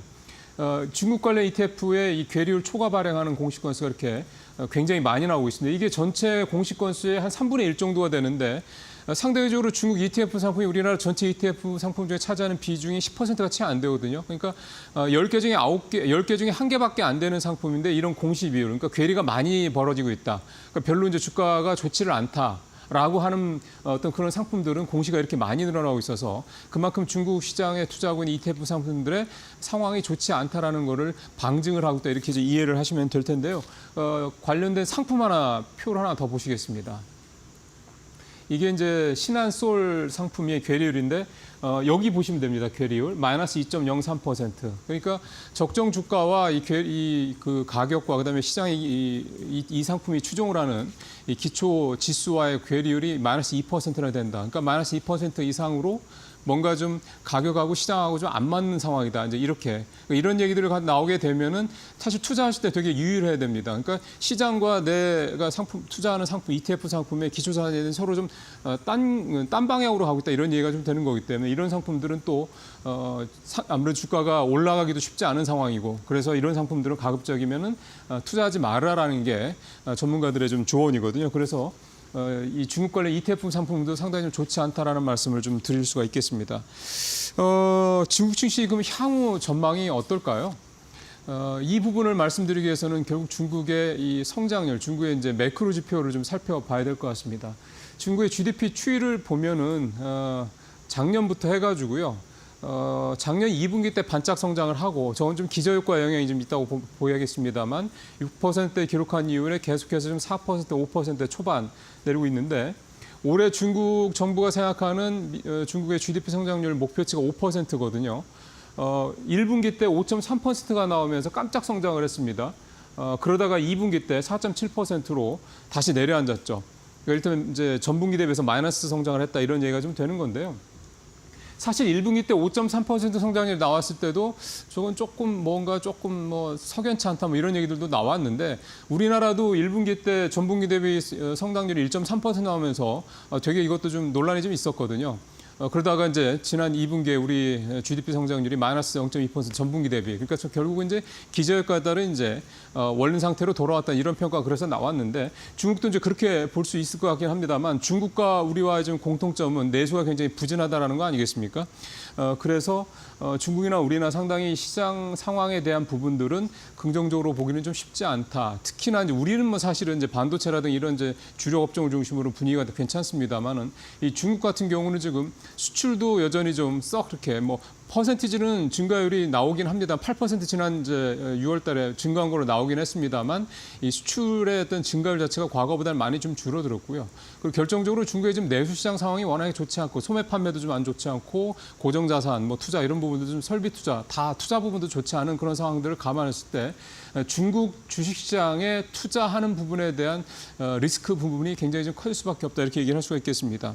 특히나 최근에 중국 주식시장이 좋지 않았던 가장 큰 이유 중에 하나는 삼중전회가 끝나고 난 다음에 뭔가 좀 구체적인 경기부양책이 나올 수 있지 않겠냐는 기대감을 굉장히 많이 갖고 있었는데 그게 별게 없었죠. 그러다 보니까 또 뭐 국민들의 불만, 인민들의 불만이 커지니까 부랴부랴 LPR 그러니까 중국의 기준금리를 깜짝 인하 이런 어떤 조치를 내놓기도 했는데요. 결국은 사실 중국 경제 이런 상황들은 그동안에 워낙 과잉 투자한 데 따른 그런 어떤 후유증 계속해서 좀 나타날 수밖에 없는 그런 상황이고 또 지방정부의 막대한 부동산 부채에 따른 이 부동산 경기 침체 상황 사실 전혀 개선될 여지가 별로 없는 그런 상황이고요. 내수 부진 상황도 역시 이 뭐 부의 효과가 사라지다 보니까 사실 내수 부진도 당연할 수밖에 없는 상황입니다. 그나마 조금 다행인 거는 최근에 엔화가 강세로 돌아서면서 위안화가 약세로 돌아섰다라는 점. 이게 이제 중국의 수출이라든가 이런 부분에 조금 숨통이 트여지지 않겠느냐. 또 만약에 이제 내일 그 BOJ가 금리를 인상하든가 또는 그 장기 채권 그 매입을 확 줄인다든가 이래가지고 엔화가 강세로 확 가게 될 경우에는 위안화 약세가 더 강해질 테니 그런 부분들이 조금 기대가 된다라고 할 수 있긴 한데 근본적으로 좀 중국의 어떤 수출 상황 같은 경우는 미국이나 유럽 쪽에서 워낙에 좀 압박을 하고 있는 상황을 감안할 때 이것도 긍정적으로만 또 보기는 쉽지 않은 대목이기도 합니다. 어쨌든 중국 투자는 하반기에도 신중에 신중을 기하실 필요가 있지 않겠냐 그렇게 말씀을 좀 드리고 싶습니다. 앵커 브리핑 마치겠습니다. 네, 11시 49분 정도 지나고 있습니다. 코스피는 낙폭이 조금 더 커졌더라고요. 1% 조금 넘게 내리는 상황인데요. 뭐 말씀 주신 것처럼 그리고 오늘 저희가 반복해서 말씀드린 것처럼 조금 더 차분히 시장을 바라보는 눈이 필요한 때 아닌가 싶습니다. 예. 자, 저희 이제 오늘 오전장 끝으로 마무리를 하고요. 내일 이 시간에 다시 찾아뵙도록 하겠습니다. 고맙습니다.